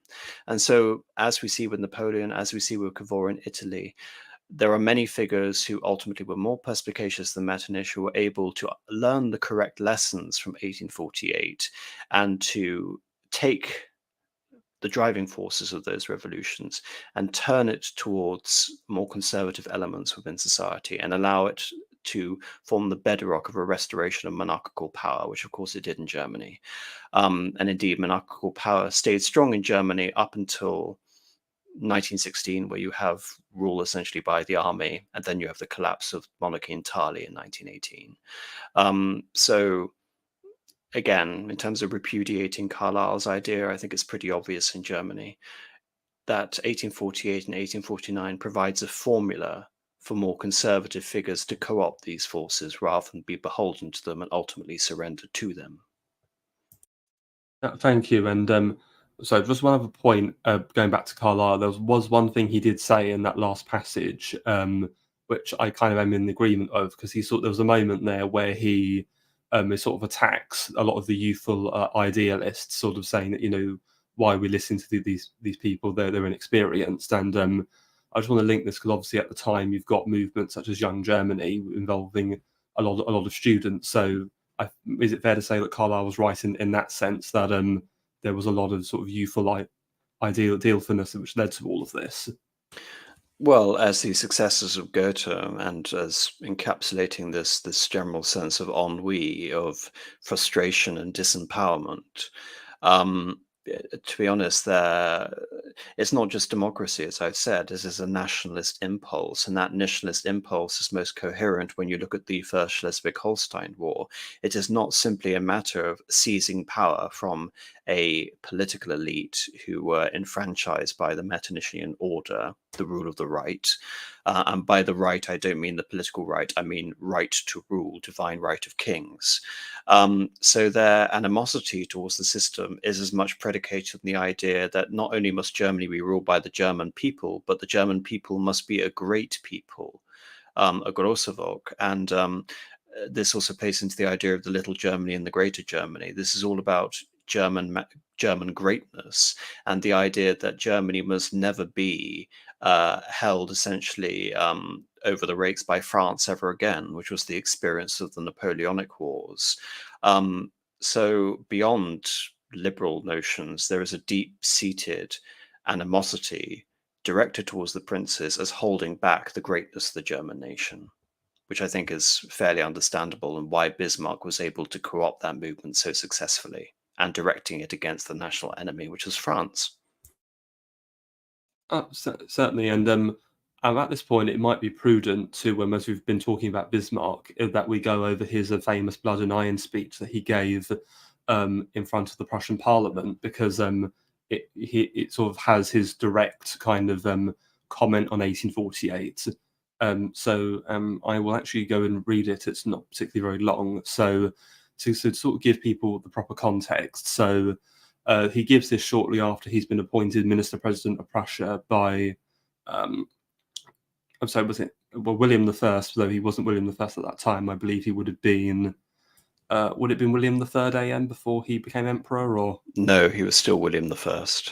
In the same sense, in the same way that Frederick III was Frederick III, both of Prussia and of Germany. Oh, right. Thank you. Right. Yeah, so he's just been appointed, and there's a debate going on about whether to shorten Prussia's military conscription service. And so this is Bismarck giving this speech to try and prop that up. So Bismarck responds to Max von Falkenbeck's lengthy arguments about appropriation rights and Article 99 of the Constitution and the people's wish for a shortened military service. He would like to go into the budget for 1862 without making a prejudicial statement. An abuse of constitutional rights could be undertaken by any side. This would then lead to a reaction from the other side. The Crown, e.g., could dissolve Parliament 12 times in a row. That would certainly be permitted according to the letter of the Constitution, but it would be an abuse. It could just as easily reject its cuts in the budget. Immoderately, it would be hard to tell where to draw the line there, Would it be at 6 million, at 16, or at 60? There are members of the National Association, of this association, that has achieved a reputation owing to the justness of its demands, highly esteemed members who have stated that all standing armies are superfluous. Well, what does a public assembly had this view? Whether or not the government have to reject this? There was talk about the sobriety of the Prussian people. Yes, the great independence of the individual makes it difficult in Prussia to govern with the constitution. In France, things are different. There, this individual independence is lacking. A constitutional crisis would not be disgraceful, but honourable instead.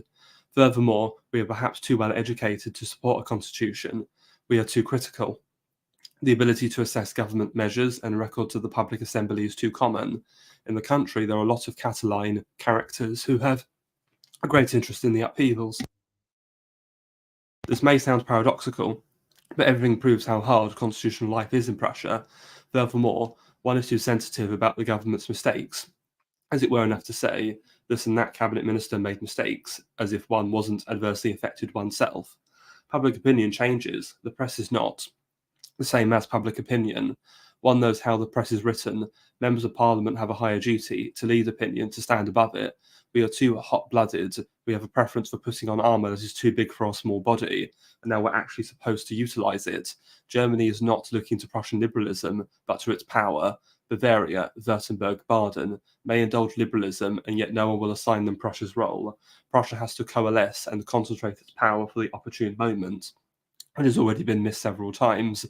Prussia's borders, according to the Vienna treaties of 1814 to 1815, are not favourable for a healthy, vital state. It is not by speeches and majority resolutions that the great questions of the time are decided. That was the big mistake of 1848 and 1849, but by iron and blood. Last year's appropriation has been carried out, for whatever reasons. It is a matter of indifference. He is sincerely seeking the path of agreement. Whether he finds it does not depend on him alone. It would have been better if one had not made a fait accompli on the part of the Chamber of Deputies. If no budget comes about, then there is a tabula rasa. The Constitution offers no way out, for then it is one interpretation against another interpretation. Summum ius, summum inuria. The letter killeth. He is pleased that the Speaker's remark about the possibility of another resolution of the House on account of a possible bill allows for a prospect of agreement. He too is looking for this bridge when it might be found is uncertain. Bringing about a budget this year is hardly possible given the time. We are in exceptional circumstances. The principle of promptly presenting the budget is also recognised by the government, but it is said that this was already promised and not kept, and now you can certainly trust us as honest people. He does not agree with the interpellation as unconstitutional to make expenditures whose authorization has been refused. For every interpretation, it is necessary to agree on 3 factors. So there we can see Bismarck is rejecting entirely, the idealism of the revolutionaries of 1848. Only raw might and power can, achieve a better circumstance for Prussia and for Germany. And I think it's interesting there, the reference to the conspiracy of Catalan in ancient Rome, almost implying that they're in quite a dangerous situation to avoid being sort of ganged up on. What's your sort of thoughts on that, AM? I take a rather different attitude from this, which is that he's appealing to them on liberal sentiments. He's appealing to them as in, this is the reason why you failed. You must support the growth of the conscription program to support your very agenda. That's what I find most interesting about this, because Bismarck is so contemptuous of the liberals. He is here in Parliament and he is trying to co-opt them into consenting to this through parliamentary mandate. The speech went down so appallingly that people believed that this ended Bismarck's career because he had gone to Parliament, he had tried to argue in liberal terms, and he'd argued in terms of achieving liberal aims through realpolitik. And Bismarck saved his career not by winning the argument, but by proving his own point, by simply ignoring them and then going to war. And then afterwards, he had a mandate to continue to walk through with the German unification program. So that to me is rather startling, the fact that he is coming to them almost as a supplicant, saying, "This is what you did wrong. I'm offering you a path to do things differently."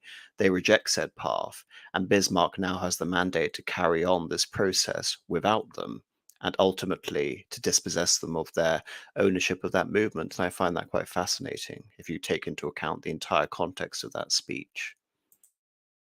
Oh, well, no, thank you for your comment there. So, is there any final comments on the revolutions in Germany, or shall we move on? Well, maybe an interesting segue is to consider the idea that a Bismarck figure, of course, emerged to settle that situation in Germany, where there was a proto-Bismarck figure in Italy, but nevertheless that came to nothing, which of course is the King of Piedmont. Yeah, speaking of which, now time to go on to Italy. Yeah, so we've already mentioned the uprising in Sicily, but there's many others as well.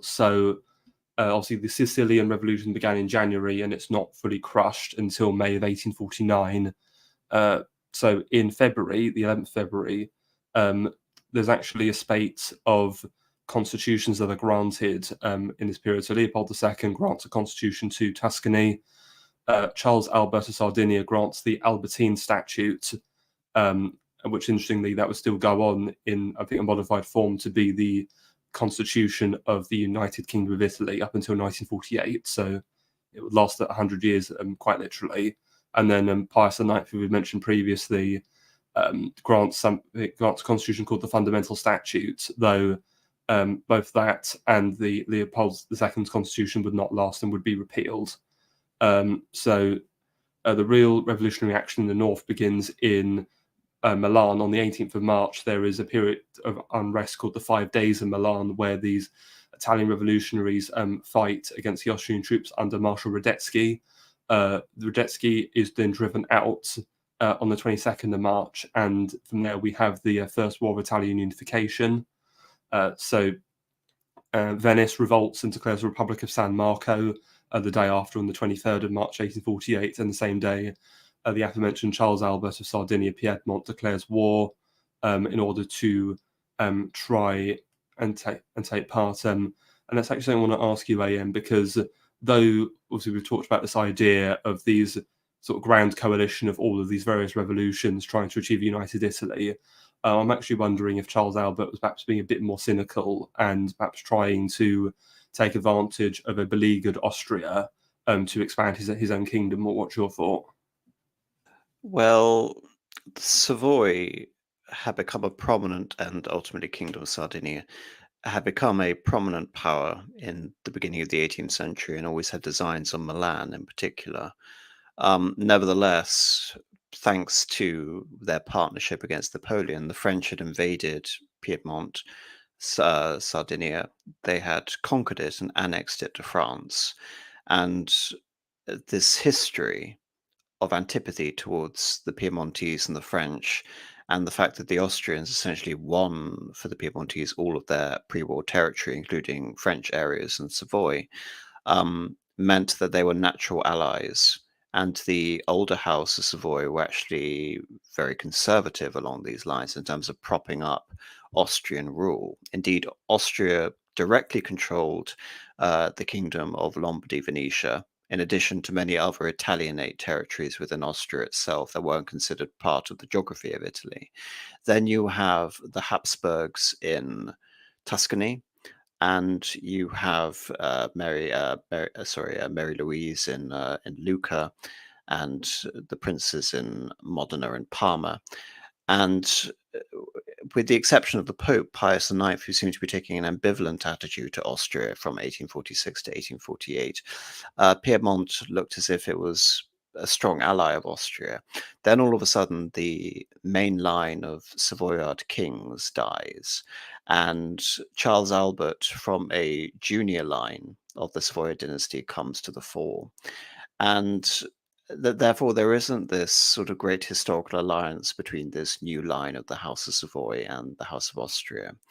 And I do believe, as you say, that he was motivated by an antipathy towards Austria designed on territorial conquests, using the revolutionaries as essentially useful idiots to augment the gains of Sardinia, Piedmont.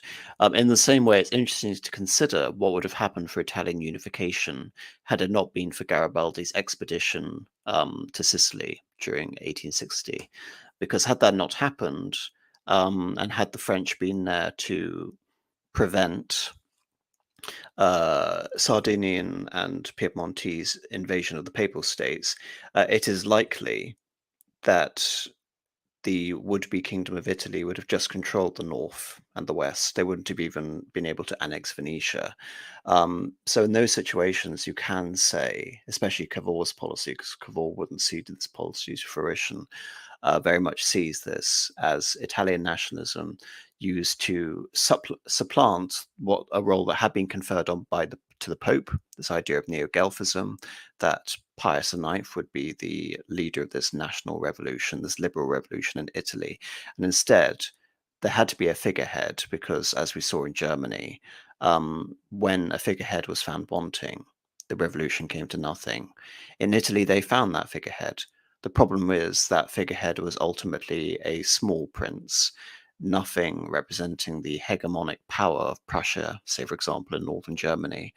And so it took the military brilliance of Radetzky to very quickly crush the Italian movement adjoining the forces of Sardinia Piedmont in 1849. And so the Sardinians, Piedmontese, would learn from this mistake and choose to look to the support of a powerful benefactor in what I believe was Napoleon III's greatest mistake, in which he basically acted as the useful idiots again of Sardinia, Piedmont. So it's an interesting consideration, but I believe this is all about using the liberal forces to expand the territory of the House of Savoy. No, thank you for your comment. And yeah, the war goes quite disastrously for them as they lose the Battle of Custoza first, which was the 24th to 25th of July 1848, and later they actually lose the Battle of Navarra, which I've got pictured here on the 23rd of March 1849, with the Radetzky threatening Turin, and they're forced to sue for peace. Also, in terms of other events, the other thing to mention is obviously Pius IX eventually is forced to flee Rome on the 24th of November 1848, and the triumvirate of Giuseppe Mazzini, Carlo Armeleni, and Aurelio Saffi declare the Roman Republic, as much of a LARP as that is, in the 9th of February 1849. But that only lasts less than a year as Napoleon, the newly elected Napoleon, new Napoleon president of France, sends French military forces to besiege the city from the 25th of April 1849 until the 3rd of July 1849, when it's fooled and the Pope is restored. But it's also interesting because on the side of the Roman Republic, you sort of see the name being made of a certain Giuseppe Garibaldi, who would obviously come up later during the Second War of Italian Unification and his role in the expedition of the 1000 to conquer southern Italy for the Savoyards. So Well, again, there was no expectation that they were conquering southern Italy for the Savoyards. Garibaldi genuinely believed he was leading a national revolution, one that the Savoyards would simply be confronted with as a fait accompli, and accept, whereas in reality it was a more complicated situation than that.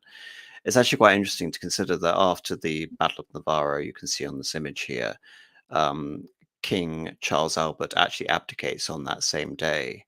And so, in addition to witnessing military defeat, Victor Emmanuele II would have to contend with his father's legacy and actually repress the most radical elements of the Italian Republican left that had emerged as a result of this conflict. So, for the House of Savoy, or rather the junior branch of the House of Savoy, I forget the exact branch, this was a total disaster. No, absolutely. And so any other comments you want to say on Italy before we move on, or? No, other than I find this of all instances rather remarkable because the Italians, under the leadership of Charles Albert in the north, with the revolution in Milan, did genuinely believe that Austria had no fight left in it because of the national revolutions on all fronts, especially given what was going on in Hungary during this time. So it's all the more remarkable that Radetzky could carry off, given his age as well, such a dramatic and decisive defeat against the forces of Italian nationalism during this time. Um, and this, to my mind, is actually one of Austria's last great victories. Um, Austria is able to stay its position in 1848, and between 1848 and 1859, there is a period of temporary 1849 rather in 1859. There is a period of temporary relief and consolidation, whereby Austria could have forged a new course as the national leader of Europe, as had been the intended outcome of Metternich's order. But as I said, it required a rejuvenation of the diplomatic revolution of 1750, 1756. It required an alliance between Austria and France, and this ultimately came to nothing. And France, Napoleon III basically signed his death warrant in return for the reunion of the territories of Nice and Savoy, which in the long term and for all of European history going forward was a disastrous mistake he made. But there you go. No, thank you. And But my point is to say that the case in Italy could have actually led to a far more reactionary realigning of Europe than could have been possibly conceived of by those who basically thought the sky was falling in 1848 with the general flight of the European leadership and aristocracy. That is a nuance that one needs to bring towards this conversation, is that it could be seen as a period of consolidation rather than simply a period of flight. And I do believe it was a potential period of consolidation, one that did not ultimately materialize due to incompetence rather than some sort of revolutionary inevitability. thank you. And so just back to the map and the sort of last major area I want to go over, obviously, because we've kind of touched on Austria briefly and Bohemia, and in the German part of this discussion, and we just talked about their Italian possessions. But now I want to talk about the rest of their empire. Obviously, you mentioned earlier that in the 1846, there actually had been a revolt in Polish Galicia by a lot of the Polish nobility against Habsburg rule, and they also resulted in Austria annexing the tiny Republic of Krakow. Actually, it was a peasant revolt against the nobility who was seen as Austrian aligned. When looking at Krakow, for instance, Krakow, for a very strange reason, after Krakow having been part of Austria in the third partition of Poland, Krakow was basically designed as a neutral zone, a no man's land between Russia, Prussia, and Austria, given the new borders after 1814, 1815. As a result of that, it became a hotbed of Polish nationalism. And Russia potentially had a chance to crush this, and they didn't.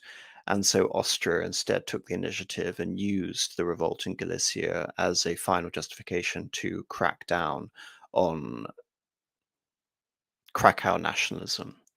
And this is interesting because you can say that Austria, again, is consciously aware of the threat of nationalism. And 1846, rather than being simply seen as a preamble to 1848, could also be viewed as a conscious and successful preemptive strike against nationalism. But of course, ultimately, it failed to prevent the revolutions of 1848, and it was very much a localized affair. No, thank you. And but then the main sort of event of the Habsburg Empire in this time outside of the German territories was, of course, the revolution in Hungary. And I just want to get your opinion on something, because obviously 1848. So, from what we looked at, the Habsburg Empire appears to be in a bit of a beleaguered situation. Obviously, there's revolution in its territories, and also you've got foreign powers literally invading and trying to conquer your territory. And I can't help but think back to obviously 100 years before, in 1748, when Maria Theresa succeeded her father, and that was hotly contested by obviously Prussia, the powers of Europe, so Prussia, invading, War of France. You obviously got Bavaria becoming the emperors, and so I can't help but think that there's a similar situation going on there, that you've got enemies on all sides trying to bring the Habsburgs down. Though one thing I will say is I feel that in this latter scenario, I do think the situation wasn't quite as bad as it could have been in 1748. Or what do you think? In 1740. Well, I believe this was much more of an existential threat because 1740 was essentially a contest of rights. That Mary Theresa, being a woman, could not inherit the Holy Roman throne, and you have the question of Salic law, and you have the question of the recent conquest of Austria in the preceding 50 years. All of this gave an opportunity for all of Austria's enemies to pick at the corpse. In fact, the Prussian instance was completely out of nowhere. No one expected Frederick II to attack Austria. And when he did attack Austria, it was under the flimsiest possible pretext, which was, again, if my memory serves me correctly, um, the contested esceting of Piast territories in Silesia during the 16th century, a very ancient and weird precedent in which there was a contested will going back hundreds of years, which formed the justification for a Prussian Silesia, which was a military conquest. It really had nothing to do with this incredibly flimsy pretext. But where does Mary Theresa form the greatest sort of bastion of her support? It isn't in the Erbländer, Bohemia and Austria. It is in Hungary. Hungary is the first nation to really accept her. And Hungary can accept her, of course, because Hungary does not have Salic succession. Hungary has an elective monarchy. Even though Leopold I attempted to do away with an elective monarchy, Mary Theresa championed the cause of Hungary. In this case, it's the opposite. Hungary is rebelling explicitly against the Habsburgs. With the fall of Hungary, the whole bedrock of the Austro-Hungarian Empire collapses or becomes incredibly limited if you look at the geography, because Hungary is essentially the linchpin of Austrian power in the east. If that goes, it's simply going to be dominated by Russia, and what is left in Germany could be dominated by Prussia. So this was an existential crisis. And what's more is that in addition to the Hungarians fighting against Habsburg rule, this also took the form of a liberal revolution led by one Lajos Kossuth of the lesser nobility against the larger magnates, especially families such as the Esterházy, who were seen as very pro-Habsburg aligned. And it is because of this you see movements which are actually rather bizarre if you look at the broad sweep of Hungarian history, which is the abolition of serfdom in Hungary. The abolition of serfdom was also a major contested factor in Galicia and Lodomeria as well. It's why, ostensibly, why the Polish peasantry began murdering their nobles en masse. So in this case, Lajos Kossuth is taking a dramatic step against the Hungarian nobility themselves by dispossessing them of their serfs and attempting to gain mass popular support for a liberal constitution to uproot the Habsburgs and basically assert Hungarian independence. And of course, in the context of 1848, this actually had a real chance if one doesn't take Russia into consideration, imagining that Nicholas I chose to do nothing, which is rather bizarre. And I say this because German nationalism is the bedfellow of Hungarian nationalism. If you go back onto that map with the set of revolutions, there is a red line running through the territory of Austria, and as it so happens, Prussia. That is the boundary of the German Confederation. All the territories within that red line in the orange, or rather the gold, are considered part of Germany proper, even though that area was quite ethnically diverse, especially in Bohemia. Everything to the east rebelling and basically saying that everything to the left, everything to the west can become part of Germany means that the German revolutionaries and the Hungarian revolutionaries had a lot in common, in addition to the fact that the legislature in Frankfurt was led by liberals and Lajos Kossuth was leading his nationalist revolution as well. So as things in Germany began to be gradually but definitively repressed, the situation in Hungary becomes far more radical and far more desperate. And so it is in Hungary that you have the great battles of Buda in May of 1849, when it appeared essentially that the revolution in Germany had all but failed. And of course, when you have the Russian intervention, it is essentially certain that the Hungarian Revolution will, be crushed in its crib. So to my mind, these are kindred revolutions, that in Germany and that in Hungary. And what the crushing of the Hungarian Revolution allows is, again, this brief window of opportunity where Franz Josef basically tries to destroy Hungarian nationalism by supporting the local rights of the Transylvanian Romanians, Slovaks, and Croatians, by attempting to divide power in Hungary. And this ultimately fails because of two major military defeats and the fundamental organization of the Compromise faction under Diak, which forces the Austro-Hungarian Compromise in 1867. So this has a marked legacy on the history of Austria going forward. But as I mentioned, in Italy, it actually leads to a process of potential massive reconsolidation for the Habsburg regime. In many ways, the Habsburgs emerged in 1849, 1850 with far more opportunities for internal reform and consolidation than they had in 1815, when the empire was economically exhausted and supposedly teetering on the brink of collapse, and had just staved that with the defeat of Napoleon. So all of these things are interesting points to consider in contrast to this idea of the inexorable advent of democracy and the idea of this representing another collapse of the Western Roman Empire.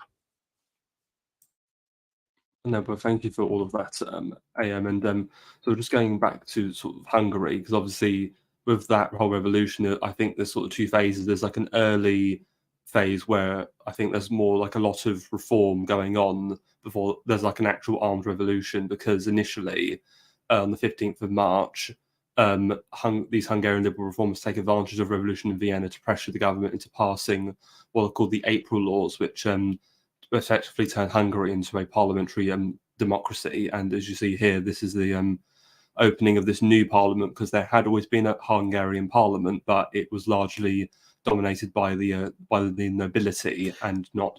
Yes, the Hungarian Diet had a very restricted franchise, and one of the peculiar facets of Hungary is that historically it's closest to Poland, a large Eastern Catholic European monarchy which is dominated by magnates. In the case of Poland, it was dissolved by three-power fiat. In the case of Hungary, it was conquered by the Ottomans and then reconquered by Austria. And Austria was confronted with this ancient historical precedent of the rule of magnates and attempted to co-opt it. And whenever they found that too difficult, it tended to end in disaster with various revolutions. So this legacy and the enduring power structures in Hungary dependent on the magnates meant that the Habsburgs essentially had to rule through a policy of co-opting them rather than simply overruling them. But this also meant that there was a budding constituency available to support the reforms of Lajos Kossuth, not just against the Habsburgs, but against the more hardline nobility who were concerned with the preservation of their rights. Oh, no, thank you for that. And yes, so after there is this sort of creation of because Hungary in April of 1848, I think, was, along with France, probably one of the most liberal countries in Europe, effectively. But this all changes because in December, Ferdinand abdicates and he's succeeded by Franz Josef, who decides to revoke the April laws. And this greatly angers the Hungarian liberal reformers, and they do declare a war of independence. And so Austria obviously tries to subdue the revolutionaries, but they're still trying to deal with unrest in the Urberlander, Austrian Bohemia, and also they're still fighting the Savoyards in Italy. And so what Franz Josef has to do is he has to request the aid from Tsar Nicholas I through the Holy Alliance, which had been set up after the Congress of Vienna for, I guess, a situation such as this. And so he personally meets Tsar Nicholas, I think it's in Warsaw, and I think he sort of kisses the hands and sort of throws himself before the Tsar, who agrees to assist. So this is on the 21st of May, 1849, and so the Russian troops march in through Poland, and the revolution is crushed by October. and then for the next 18 years, Hungary has its autonomy effectively revoked, and it's under an absolutist military dictatorship until the Ausgleich of 1867. And that's, although that's a little bit beyond 1848, but I think it's interesting and it's worth discussing the Ausgleich, because essentially, I would contest the idea that it was under the control of a military dictatorship. It was under civilian rule, and then it was ascribed a form of government in the form of the diploma and the patent. And when I look at the Ausgleich, I see it as less because again, there wasn't a direct military government in 1867. It would have been impossible. It was as much a revolt as the Austrians trying to enact a policy of divide and rule by giving power to the nationalities within Hungary itself, when after 1867, and indeed as part of the policy of 1848, 1849, the Hungarian nobility, no matter how liberal or democratic they believed, were united around the idea of nationalism. Nationalism here being the corollary of democracy, which meant crushing Slovak, Croatian, and Serbian and Romanian opposition. It's a process of Magyarization. So Ausgleich is the triumph of Magyarization, albeit within the context of Austria-Hungary. And indeed, this, to my mind, was the most far-sighted policy, because Hungary alone could not exert a great power influence, whereas as part of the Ausgleich, Hungary was the most powerful and consolidated national constituency under the Habsburg. So it turned out to be a very wise decision, and one that was keenly aware of the fact that the Austrians were attempting a policy of divide and rule, which they effectively thwarted. Mhm. Yes, because essentially Hungary's old constitution is restored as the majority of the April laws, but not quite all of them. So, and specifically the lands of Saint Stephen, the most liberal grant of Hungary's ancient territories as well. Effectively, in terms of trying to find a parallel, it will be the equivalent of the Tsar of Russia giving a Polish, but basically a Polish magnate class, all of the territory of Poland and authority over there, since the partitions began in 1772. It really is a completely dramatic and radical step, and a humiliation to the Austrian monarchy. But like I said, this follows two decisive defeats at the hands of two major European powers. So it was a desperate gambit made as a ostensibly temporary measure. The Austrians believed that if the Hungarians were given these concessions, that the Hungarians would willingly join sides with the Austrians as part of a last ditch attempt to have revenge on Bismarck in 1867. But of course, as we know, that went nowhere. And instead, the last ditch attempt actually became a definitive solution until the end of Austria-Hungary. because I just want to ask you something else, because looking at sort of the relationship between Austria and Hungary in the grand scheme of like the Habsburgs rule, but something I'd always sort of taken for granted when reading about Habsburg history is it always seemed to me that Habsburgs had quite a good relationship with Hungary, and then you kind of got to Joseph II and his Germanization, and things started to sour, especially after the creation of Austria as an empire, and then culminated in 1848. Whereas when I've looked into it a bit more when we're doing research for the stream, it actually seems a bit more like the relationship between Austria and Hungary has always been a bit more a back and forth, so to speak. It's not always been cordial. It's always been negotiation between these two entities for the sort of rights and privileges of Hungary. And something that sort of helped me understand this better is you've been doing your series on your channel of the later Habsburgs, because obviously you've got the video on Leopold I, because he's the one who, with Eugenius Savoy, reconquered the lands of St. Stephen and reconstituted Hungary in its original sort of borders and lands. And then you've got Joseph I, who had to deal with that Hungarian revolt during the War of Spanish Succession.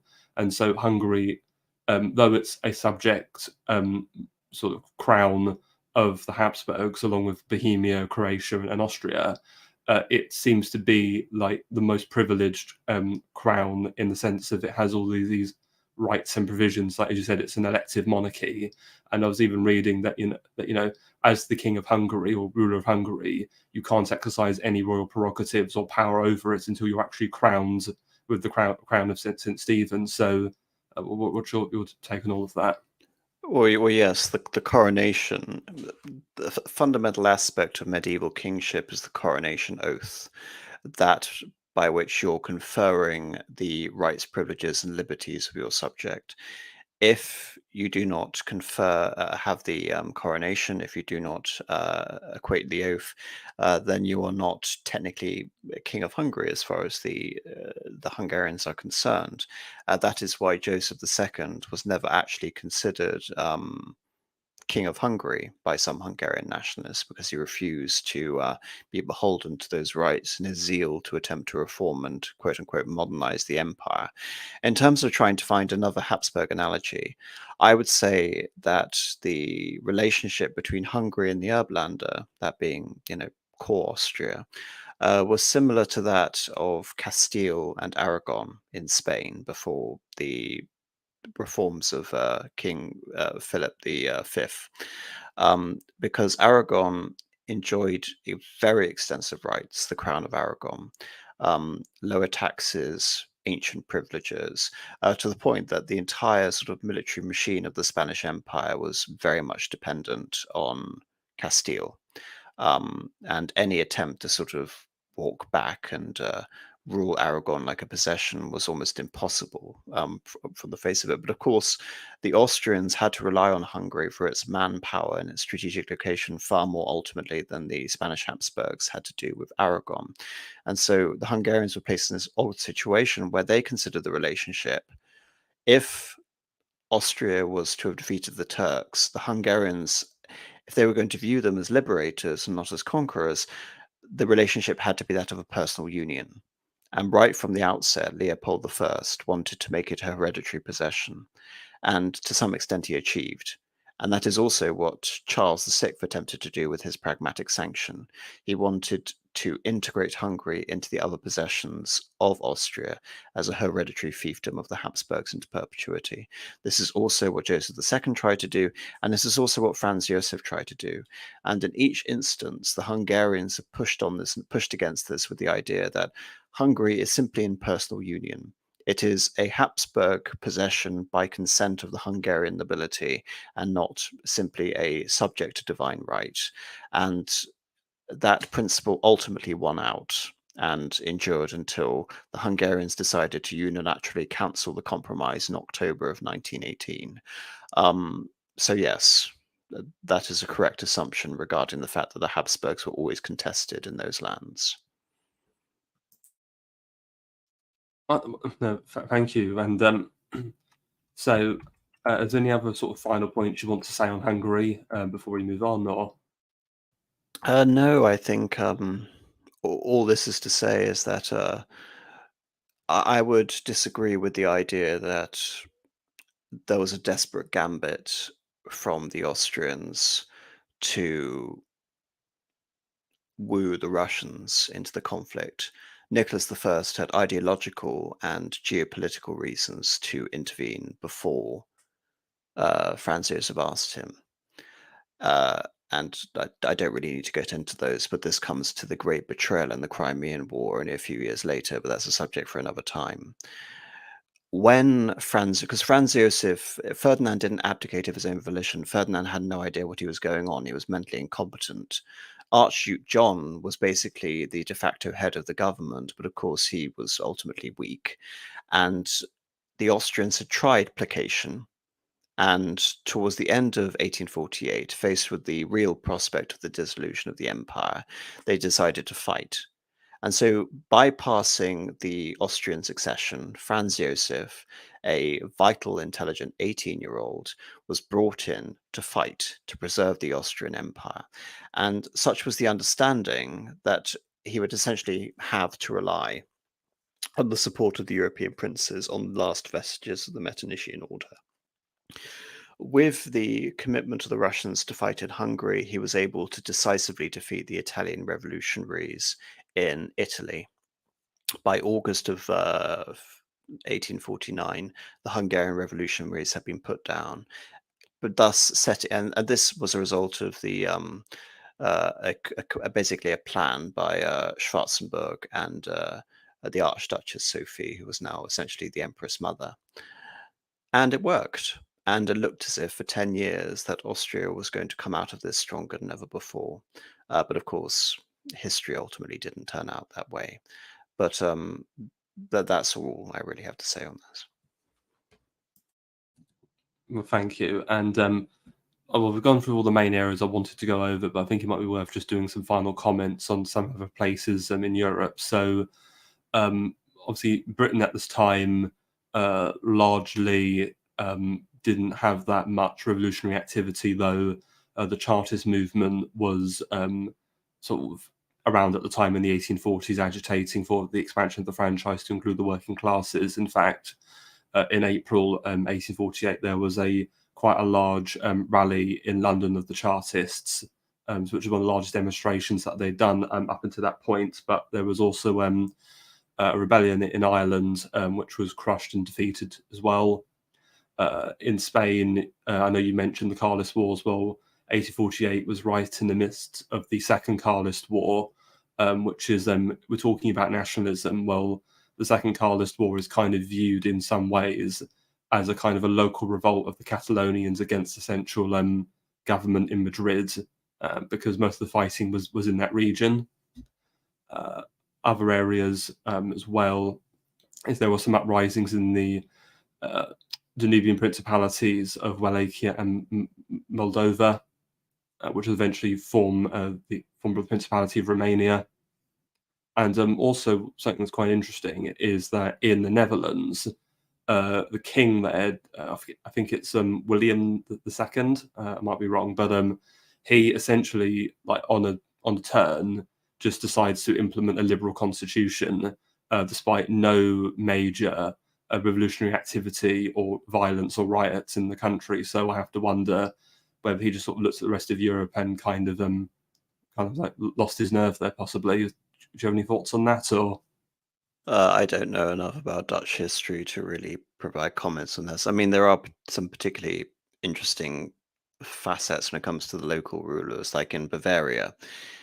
In Bavaria, the reason why Ludwig I abdicated, um, it's strange because Bavaria actually had one of the most progressive constitutions in Germany at this point, which was the legacy of Monteglas, Maximilian, and its association with the Napoleonic Europe. In fact, Bavaria, alongside Saxony, was the key ally of Napoleon, and it's only by really a miracle that Bavaria chose to switch sides at just the right time to avoid any significant losses as a result of that. So Frederick I was already a Hellenophile, neoclassical, and his constitution was the legacy of the French Revolution.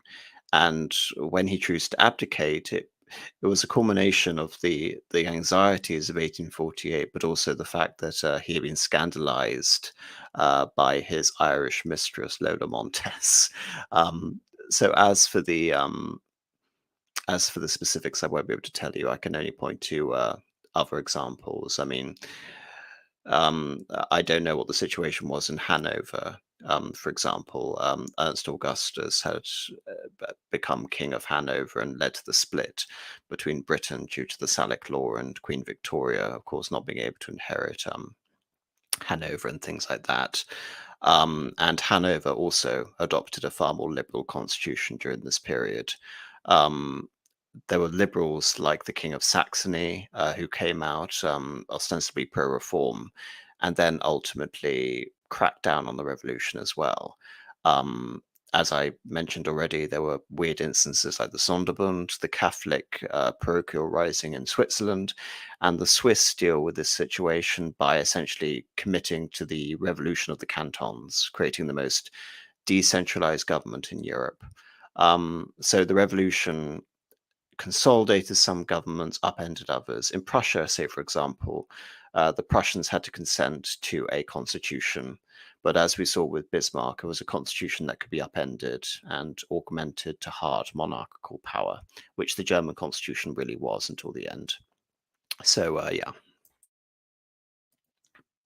Well, no, thank you for that. And yeah, if there's nothing else to say, I think this is a good place to sort of leave this conversation. And I just want to sort of speculate on maybe the long implications and results of 1848. So, though they're largely seen as a failure, one thing they did achieve, in the short term at least, is a lot of the censorship which the regimes had in place was repealed.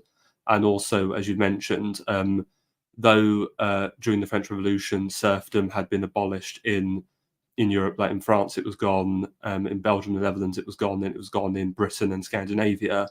In much of Germany, with the exception of Prussia and Austria and Italy, serfdom was still about. But after 1848, serfdom would be abolished as a concession. And though in Hungary, I believe it was 1853 when that was formally abolished. So maybe one we could say is obviously with the rise of the Industrial Revolution during the 19th century and the flock of people moving to the cities, perhaps the abolishment of serfdom led to the massive centralization of populations into the urban centres, thereby creating the urban middle and working classes, which obviously would agitate in a certain political direction. So perhaps 1848 was impactful in that sense. What's your thought, AM? Well, that's the Marxist interpretation. My interpretation has always been slightly different. I believe there was a incentive for rulers to emancipate their serfs, and not for the ostensible reasons of averting revolution or creating the economic conditions to establish a urban proletariat. And that's been the consequence of the Industrial Revolution. Rather, I see the abolition of serfdom as a way of dispossessing the nobility of their levy power over their own subjects, basically the serfs, removing the nobility essentially as middle managers and allowing for a process of national conscription, which indeed happens in Austria, Prussia, and in Russia in the 1870s. Really, you can say that the abolition of serfdom creates the conditions for the creation of the modern managerial state, which of course would ultimately just do away with monarchies entirely. So in France, the process had begun under Louis XIV, where the nobility had basically been subordinated to the monarchy, and Louis XIV was able to create a vast standing army of hundreds of thousands of men, which he was able to terrorize Europe with for decades. And this was a model that was extended further with the abolition of serfdom. So I think that's an important consideration to make. And also for the Austrians, breaking serfdom also meant breaking the power of the magnates to some degree. And indeed, the power of the magnates was predicated in Hungary in making sure that there was never a mass political movement um, directed against the nobility. And for that reason, while Austria kept expanding its franchise, Hungary kept a very limited franchise, basically ensuring rule of the nobility. So the last thing I really want to talk about is the effect in Germany regarding America, which is a vast number of disenchanted revolutionaries go into exile, and a huge number of them go to America. Now, this isn't something I've been able to look into in that much depth, but I hope to later at some point and maybe get some perspective from my American friends here. But before the 1840s, the main populations essentially were in America were essentially British. That and of course the black slaves in the South. However, with the 1840 and 1850 migration, it's the first vast European scale migration to the United States. And the Germans are going to be the ones leading the colonization of the American Midwest. They're going to massively demographically alter the state of the United States in the future. But more than that, I wonder to what extent the presence of the liberal generation of 48 had in contributing to the American Civil War, which would only happen a decade later, and how this can basically be seen as the forerunner for the ethnic makeup of the United States going forward, with Germany basically then being augmented by the Irish and with the Irish, the Sicilians and the Italians after Italian unification, and all of the various voting blocks that would come out as a result of that. So another interesting point to consider, how much the failed revolution of 1848 may have impacted the American Civil War a decade later. Well, that's a really interesting question. No, I'd love to see you talk to some of our American friends about that. That'd be fascinating to listen to. I just sort of want to take a moment to answer any questions people in the chat have got, but I can see there's been a couple like John, not real name, has been posting quite vociferously. So, there's this one. So the national wave of plans as reforms only became possible because the Aragonese went traitor during the Spanish War of Succession. Oh, that's referencing your comparison to Habsburg Spain there. John, not real name. Can I ask why you're taking that position, given the fact that you have blessed Karl of Austria in your avatar, given the fact that the Aragonese went over for the Habsburgs and not the Bourbons? That's the only point I can really make. Because treason is quite a novel position to take when we're talking about a war of succession between two monarchical candidates. So treason can only be against one of those kings, and it happened to be the Bourbon King Philip V. So explain yourself. I'm sure we'll get a response from him in a moment. Are there any other questions to address? What's this one? So Joshua Font. So Pope Pius IX forgave his enemies and they showed no thanks and assigned his allies. That sounds similar to Julius Caesar, whereas Sulla and Augustus killed their enemies and they lived long lives. Yeah, that's all I can really say. If you're going to end the cycle of retribution and retaliation, annihilate your enemies. I'm afraid that's that. Yeah, very Machiavellian, but very true. Yes, historically that's always played out. Augustus was perhaps more effective because he was very proactive in terms of eliminating his enemies before they could prove to be any sort of threat for him. Of course, the exception being Mark Antony, but he wasn't in power. It was a contest of power with him and Mark Antony. And again, the Catiline conspiracy is another such instance. It could have been, it's been interpreted ever since, but whether it was a preemptive attempt by Cicero to ensure the stability of the Roman Republican government by removing a would-be dictator. But yes, it's obvious that Pius IX made a Christian decision, but not a politic decision, which of course is the whole running implication of Christians in government to gain the world and potentially lose your soul. It's why I don't believe there will ever be a Christian Leninist solution. Let's just put it that way. Yeah, I think perhaps you're right there. And John, not real name, to Philip V, of course, he happened to win really. And also, many Aragonese sided with Philip and managed to temper the centralization. Also, incompetent bureaucracy in Valencia, Philip authorized the return of the language and civil law, but papers lost. Like I said, I find it interesting that you're supporting Philip V in this case when, like I said, I mean, whenever I get back to the later Habsburgs, I'm going to be talking about this in more depth. But yeah, that's a conversation for another time. It's not really relevant to 1848. Certainly. Let me see if there's been any other questions in the chat.